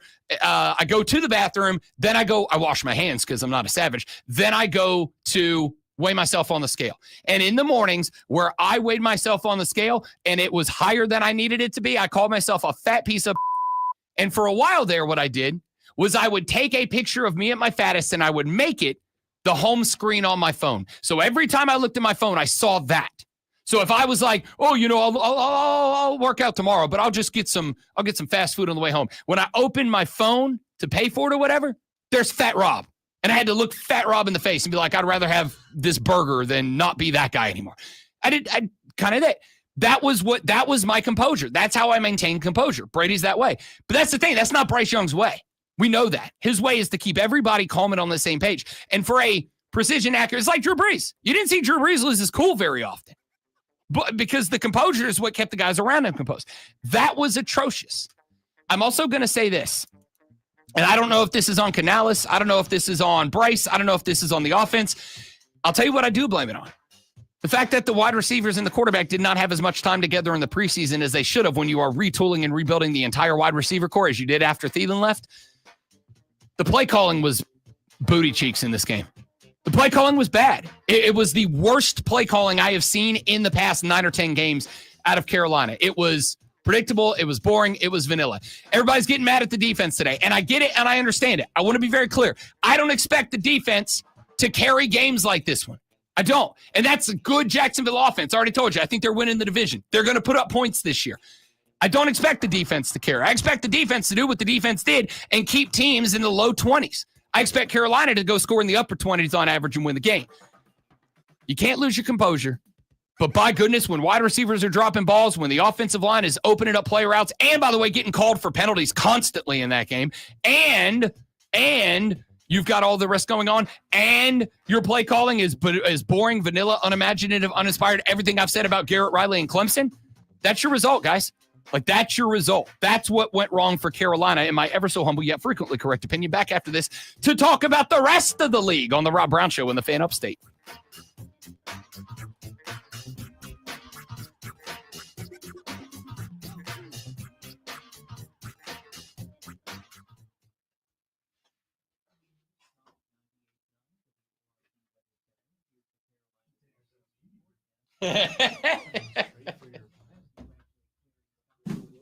Stay right there, guys. We'll be right back.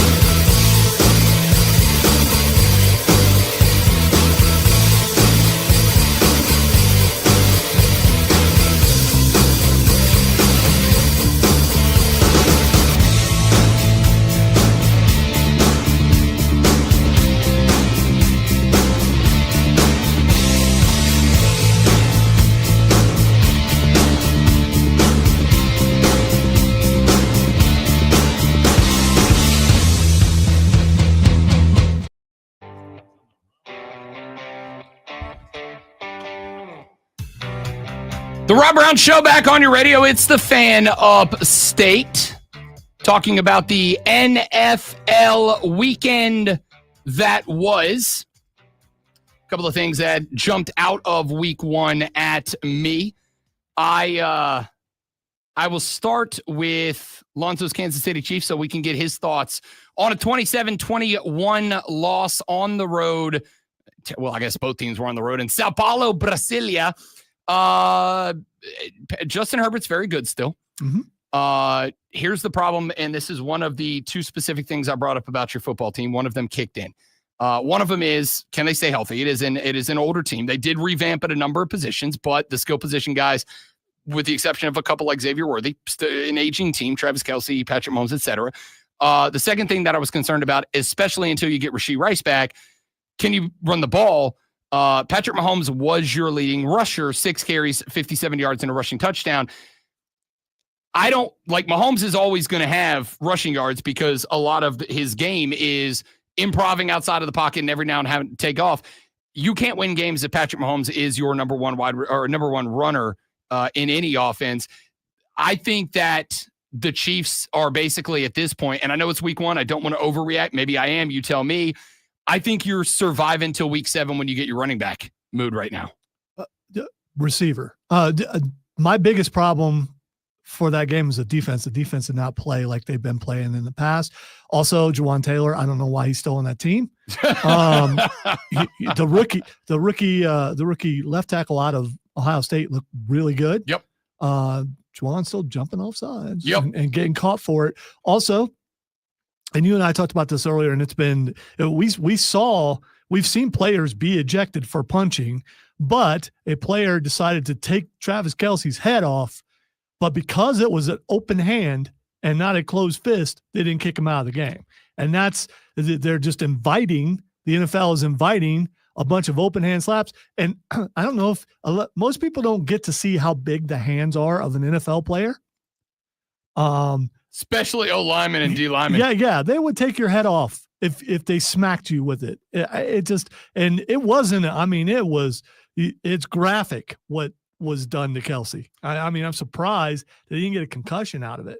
And that player went on to make some plays that cost him. Butker missing an extra point. This is one of those things. If you're a Kansas City Chiefs fan, here's what you do. And my wife said, I don't understand why you're so calm. It's like, listen, they're either going to win by a touchdown or lose by a touchdown. That's just how it works. They can't blow anybody out. They're always going to be close. And they were still in that game. But when your number one wide receiver that you have gets knocked out by friendly fire, and the entire game plan was probably going with him, that messed him up for a while. It's just not a bad luck, it looked like. Yeah, Xavier Worthy, no catches, no no yards after Travis Kelce just demolished him. If that was a block, we'd be like, God dang. Good block from TK81. Good block 87. Good block from Mr. Swift. Last year, Mahomes took Pacheco out with friendly fire. Yeah. And it's not, and so he's got a separated shoulder. He still may play.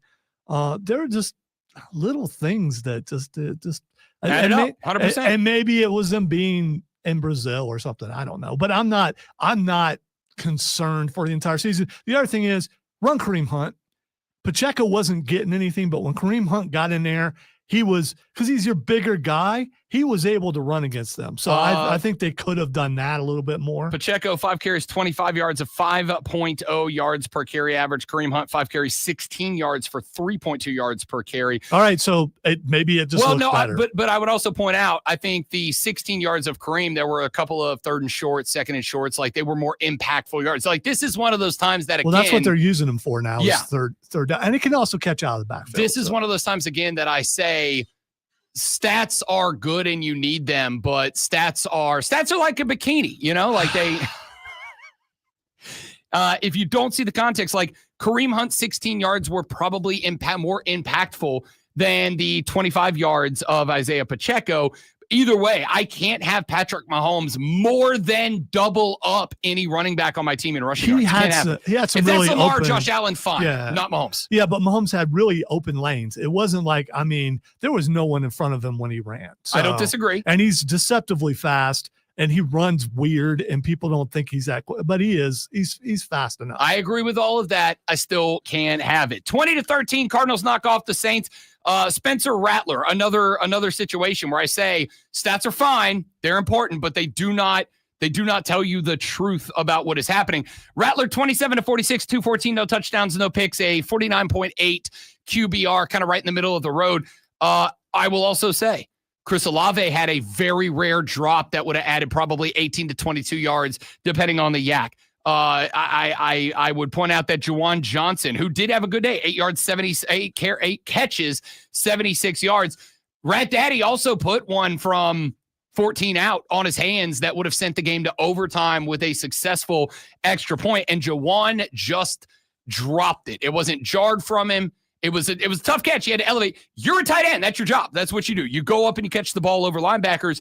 Juwan Johnson catches that ball. Rat Daddy's looking with the Olave drops, probably closer to like 270 and a touchdown. Had another tutty dropped earlier in the game as well. Rat Daddy could have finished this game more like 32 of 46 for 302 touchdowns. I'm not unhappy with Spencer Rattler. I know they lost, and I saw a lot of this game on Red Zone because of Carolina's hour and something delay. The people who want Tyler Shuck, he could have done better than that. I thought Rattler looked really, really good. No, I'm putting him in the same boat as I put Bryce Young in. Like, there were some spots where you could tell he was getting frustrated. He was also running for his damn life half the game as well. Like, he was constantly under pressure, and that is going to be a big problem. I would say it's a young offensive line. There are two key young spots here. You also had a couple of injuries in this game to the Saints offensive line. I'm not unhappy with Rat Daddy. As far as the Bucs and the Falcons go, the only reason Atlanta was in this game was Michael Penix Jr. 27-42, 298, and a touchdown. Also ran for 21 yards and a rushing touchdown. Very, very close to rushing for 2. That number would have gone to like 40 yards and 2 touchdowns had he not lost it at the pylon, had he held on to that ball. So that's a tough one there. But Penix looks like a real deal. And that's a good Tampa Bay defense. Like, it's not great, but it's pretty good. Bake, 17-32, 167, but 3 passing touchdowns and 87 QBR. Also rushed for 39 on 5 carries. Emeka Egbuka, former Buckeye, looked real good. No Chris Godwin in this one. Godwin's out with an injury, hoping to get back by week 5 or week 6. I got to tell you, that actually helps Tampa a lot because Egbuka's getting into the – he has to. 4 catches on 6 targets, 67 yards, 2 touchdowns in that game. Mike Evans, 5 snags for 51s. As Evans and Godwin age, somebody's got to take the pressure off of them and let them be a little bit more possession-based. If Emeka Egbuka is going to keep having that day, maybe that Buccaneers offense doesn't take a huge step back. They squeak out of Atlanta with a 23-20 win. Hey, wide receiver you. What can you do? Hey, if Chris Olave would. All right. Just would. All right. Bad day for him. Bad day for him. But you know he's going to recover. I hope so.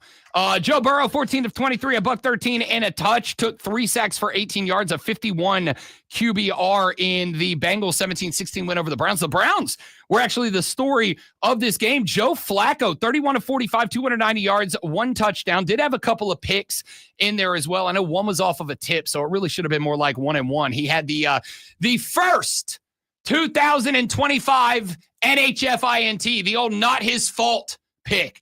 Not a bad day, just couldn't run the ball. Leading rusher for Cleveland, 12 carries, 29 yards for Dylan Sampson. They rushed for 49 yards as a team. Here's the thing. They kept the Bengals to 46 rushing yards. Chase Brown carried the ball 21 times. He got just 43 yards, a 2-yard per carry average. He did score one of the 2 Bengals touchdowns on the ground. I got to tell you, like I've said for a while, I think the Bengals could theoretically sneak into the playoffs if their offense scores 100 points a game.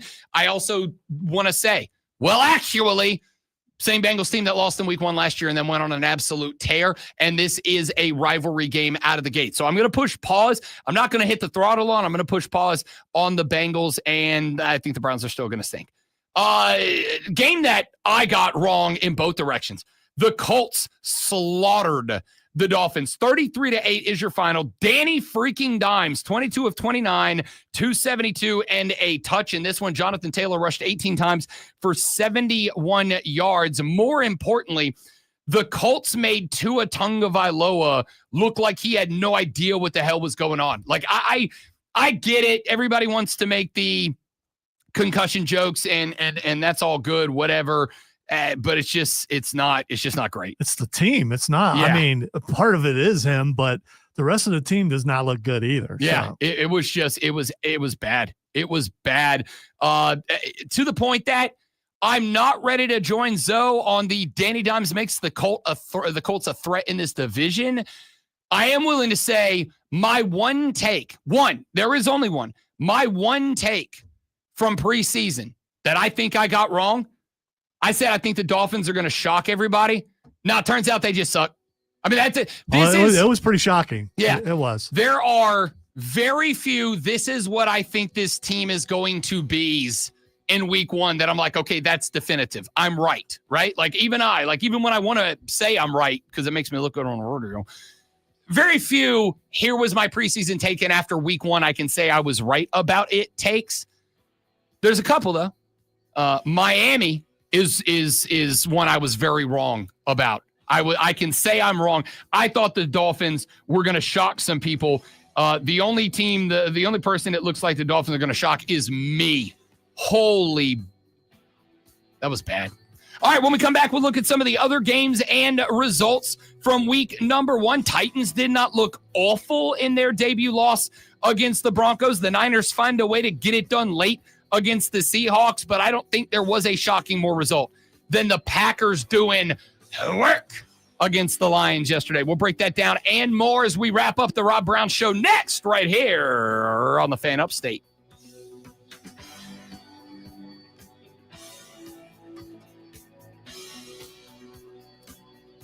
Why does Ric Flair capitalize every word? Because Is that just grandpa tweeting? Because he, like me, probably has arthritis. And it's really hard to hit the caps button and hold it down. And now I got shakes in my left hand. Arthritis would make you want to capitalize less, not more. No. You hit all caps, and then you did he but not do all caps? Like it's just the first letter of every word. Oh, okay. It's the first letter of every word that he capitalized. Oh, I thought it was the whole thing. Mm-mm. At first, the reason why I did it is because it made people really mad online, and then afterwards, my hands started shaking really bad, so I just like do that. But I think it's funny. Ric Flair's is going after people. He is. It's great.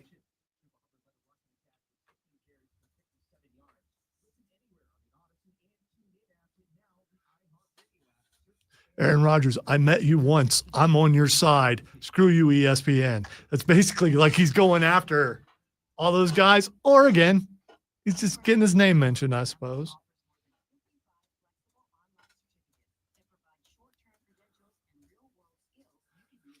Yeah, James. Coach doesn't make it.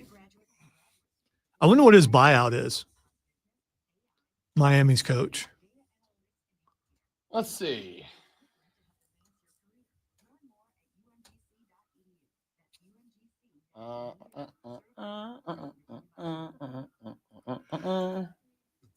He got his extension last year.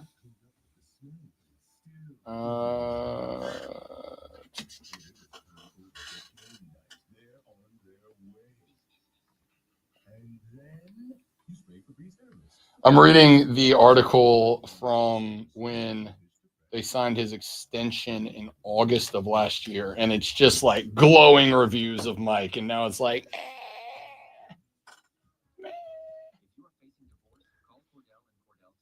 There's a lot on the line in divorce. This is Joe Cordell of Cordell & Cordell, the largest family law firm in the country, with over 35 years of helping clients navigate divorce. Divorce touches all areas of your life, your home, savings.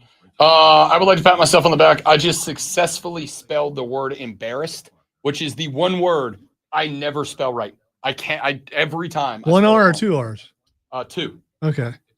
I don't know why it is. That's just that one word that every time I type it, I don't know if it's because I like have a pattern I'm used to or whatever, but I just can't type the word embarrassed. I spell it wrong incorrectly every time. It's like how before phones, I always got lost in Anderson. Always come to this one spot and go, okay, I'm going to do it right this time. I'm not going to, and then I would turn the wrong way every single time. That was with, what was that called that you printed out back in the day for directions? MapQuest? It was MapQuest, Yeah. yes.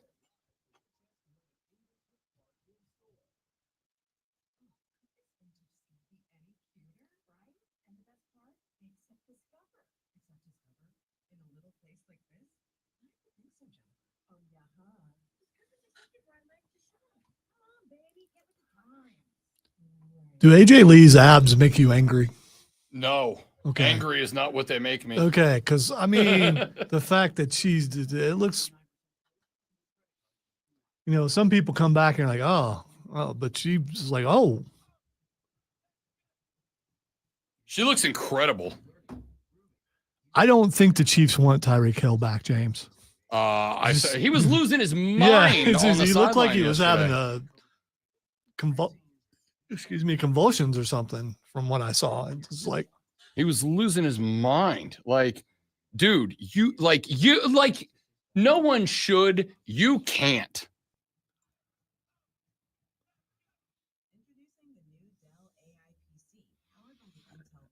it sucks that the Chiefs lost, but again, I'm not freaking out. It just, I mean, they didn't look that bad. They look about what they normally do, and they were missing players and stuff like that. So I wonder if there's another good tackle in next year's draft, so we can just dismiss Juwan and he's so non-expressive. After he does it, it's like, dude, at least because he doesn't think anything of it. To him, that's like perfectly fine. Be mad at yourself. Come on.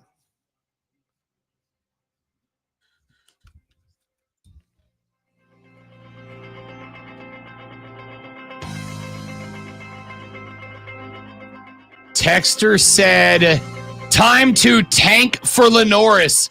Bryce is not the guy. He's just 3/4 of a guy. Haha, short joke, but for real, we need to move on. By the way, I was thinking this during the game yesterday. Is enough people thinking, okay, what quarterbacks come out next year? And can we get, by the way, you won't have to worry about tanking. If they play like that for the rest of the season, it will take care of itself. Correct. That being said, I did go in last week with the approach of, said it on the show, give it a couple of weeks, because again, anybody, and I do think the trade of Adam Thielen it had to be a bit of a shock to the system. Like, even if they let BY know, hey, just as an FYI, the Vikings are interested. We're thinking about making a move. We just wanted your thoughts. And he signed off on it. Still, when it got time to be out on the field yesterday afternoon, when the pass game was breaking down and that security blanket wasn't there, like, you could tell it bothered him, and he lost the composure. I think it's going to take some time. Now, I will say this. If Bryce Young comes out this weekend on the road at Arizona, and Arizona's got a good defensive backfield, like, that's part of the reason I'm very, I'm mildly optimistic about Spencer Rattler keeping the QB1 job down the line for New Orleans. That's a pretty good DB field back there for Arizona. If he goes out there and they look panicked and out of control and he looks lost again this Sunday, then yes, even I'm going to have to say, okay, like, we're running out of gas here, BY, like, we're running out of time. So we'll see what's up with that. We'll talk about that. Let's keep going down some of the week 1 games. By the way, I do not know what the crop of quarterbacks is going to look like coming into next year, right? Like, Arch said at one point that he was going to stay at Texas. Does Arch Manning not just look like an average quarterback right now? Like, does he not just look like he's just a quarterback? Like, he's just a quarterback. Yeah, a chance of redemption this week, and it's just like, okay. Yeah, that was it. Just, okay. I do think, honestly, as of right now, I genuinely think Lenoris Sellers is the number 1 overall draft pick next year. I think you're looking at him and hoping you stumble into a Jane Daniels, Lamar Jackson kind of guy. We'll see. But he's got to play better than he did this weekend. Raiders, 2013 winners over the Colts. Ashton Jeanty does get his first NFL touchdown in the win. Did have just 38 yards on 19 carries, averaged 2 yards per carry. Dude's a bowling ball, and I guess this is going to be over the next couple of weeks, it is going to be interesting to see what Ashton Jeanty is and how Pete Carroll utilizes him in that offense. Because on one hand, I think that, and I've talked about this during his time at college, his ability as a high-level SEC caliber running back, when it was time to play SEC and Big Ten teams, Ashton Jeanty looked like a good back. Not a back I'm drafting in the top 15 picks in the first round of the NFL draft, but looked like a good back. Now that everybody out there is a SEC Big Ten lineman, is he a 38-yard back guy, or is this something we just chalk up and go rookie year? Geno Smith had 362-yard passings, 1 touchdown, 1 pick, a 63 QBR. Over on the other side, Drake May didn't have an awful day either. 30 of 46, 287, 1 touchdown. Problem for the Pats is they really couldn't get any run game going in the red zone, right? Like, at least with Ashton Jeanty, only 38 yards, but he ran well inside the 20. The Patriots couldn't hardly run the ball at all. Trevion Henderson, 5 carries, 27 yards. They gave 7 carries to Ramondre. By the way, Ramondre Stevenson's got to go backseat to Trevion Henderson. Like, I know Henderson didn't have a great day. Yeah, he needs more. Stevenson's got to go to the backseat. He needs more carries, and maybe they're just working Henderson in. Yeah, I think that's going to be the case. 34-32 Steelers come from behind to knock off the Jets. I had this game on because, of course, why wouldn't I have a good? It was like the drama game of the weekend. I had this game on, and at one point I recognized that I really wasn't paying all that much attention to it because the Jets were just firmly in control. I'm like, okay, that's it. Like, this Jets team is what I thought this Jets team was going to be. Justin Fields, 16 of 22, 218, 1 touchdown, including he had a long touchdown pass in there somewhere, like a 33-yarder to Garrett Wilson. That was a dime down the line. And then Aaron Rodgers turned into prime Aaron Rodgers again. 22 of 30, 244 yards, and 4 touchdowns with 0 interceptions. He has now more 4 touchdowns, 0 interception games than, if I recall correctly, everybody except Tom Brady. And I think he's either tied with Brady or he's one behind. But the point is, like right there. We'll see how it plays out. Jets also ran for 182 yards. Breece Hall, 19 carries, 107 yards. Justin had 48. This is a win that I'm not going to say Aaron Rodgers played this way because he was taking what the Jets did personally. What I am going to say is everything he said in the press conference sounded personal AF, dude. Like, real personal. Media member asked him, he's like, hey, Aaron Glenn said you weren't the right guy and the right fit for that Jets team. And Aaron Rodgers is my favorite interaction. He's like, head coach of the Jets, Aaron Glenn, said that you weren't the right guy for their franchise at this time. And like, he left it for Rodgers to fire back, and Aaron Rodgers goes, yes, that is what he said. End of response. Guy's like, so was it kind of special to get this one back? And he's like, yeah, they said I couldn't play anymore. I wanted to play. Yeah, I mean, they said you weren't the right guy for that Jets team. And to be honest, like, Justin Fields looked like maybe he was. It's a hell of a ball game, man. Hell of a ball game. Good win for Pittsburgh. 21-6, the Commanders over the Giants yesterday. I'm not giving up. Russell Wilson did look great. 17 of 37, 168. The Jackson Start cries are going to be very loud in New Jersey next week. And they should be. So you don't think so? I mean, the fact they moved him up to number 2. Yeah. I mean, he moved him ahead of Jameis. So it's a tough spot. Do we want to throw a rook out there because a vet had a bad game? And I think the answer, you might want to if you're worried about your job. They got to say, I got Dallas next week too. Like, do I want to throw Jackson Start out there on the road at Dallas in front of Cowboys fans? A fan base that is just rabid? I don't know. I might give Russell scratch that. I would give Russell one more week. If Russell comes out next week, said, here's the thing, the Giants don't have playoff aspirations, right? Like, they're not going to the playoffs this year. Can we upward trajectory? Can we place ourselves on the path? I don't know that I want to find out about my rookie against Dallas on the road. I might give Russell Wilson one more week before I get there. Jaden Daniels, 19 of 32, 33, and a touchdown, a 55 QBR. The Commanders rushed for 220 yards and 2 touchdowns in this ballgame. If they're a running team that also has Jaden Daniels, good luck rest of the league. Broncos 20-12 over the Titans. Cam Ward looked like about what I expected him to as a rook. First time start. 12 of 28, 112 yards. Had a couple of really bad decisions. Had a couple of good plays. I'm not I'm not anywhere with the Titans yet. Not writing them off, not buying in. I think they're last in the AFC South. I think they're better than anybody who is going, oh, they're last in the AFC South. We'll find out. Broncos didn't look spectacular in this game.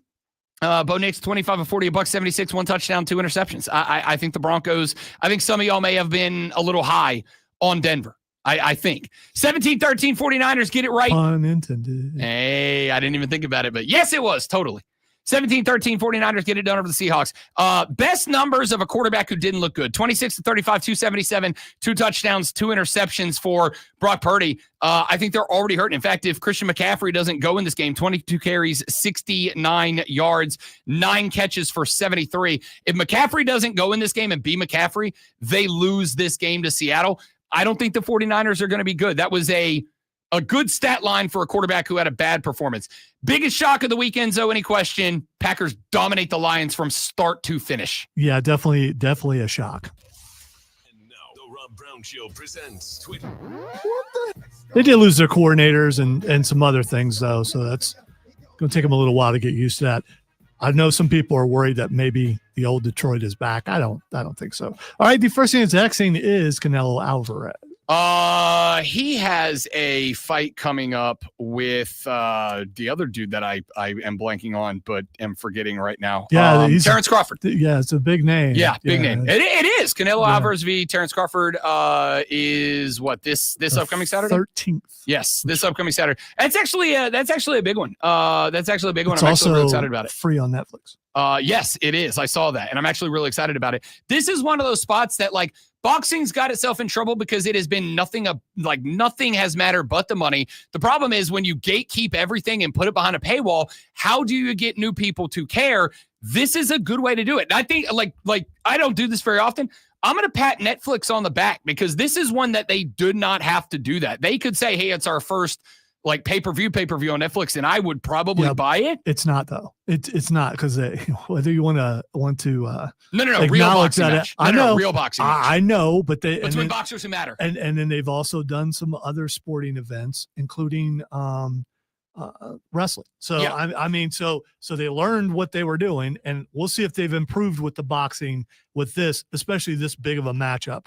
But it's definitely a big deal. And the fact, again, that you don't have to pay $90 to watch the thing. I'm pretty happy about that. Fair enough. All right. This thing is full of football stuff, which you killed in the last minute. That's okay. But we're just going to do it anyway. Because one name you did not mention is Josh Allen. Josh Allen, the quad Josh Allen. Because why not? Dude, last night in the fourth quarter, But I thought Collinsworth was going to die because between talking about Josh Allen and Lamar Jackson, it's just a constant smile on his face. He was just so excited. He was elevated out of his chair. I don't disagree. At the same time, if it was ever going to happen, last night was a damn Lamar was spectacular last night. Josh Allen was spectacular plus whatever one level of spectaculars. Look, even if you don't like the guy, you have to acknowledge Josh Allen in the fourth quarter last night was a dog. I will always root against Baltimore, even if it's Buffalo. But yeah, it was a great game. He's a dog. And on top of that, and again, where it goes off the rails a little bit, I don't know how you don't like Josh Allen. He's a stellar dude. He does a hell of a lot of good charity work, and his wife's a smoke show. I will tell you, he's a likable dude. I really enjoy his wife's work. So do I. I mean, there you go. And his. Well, yeah. I mean, he looked really good yesterday. All right, the next thing it's axing is Daniel Jones. Sorry, I'm laughing. A buddy of mine who is a Tennessee fan just put up a post that says, retweet if you think Billy Napier is an amazing coach and deserves at least 13 more years at Florida. Sorry, Florida fans. Who was it? Danny Dimes? Yes. Danny Dimes was good yesterday.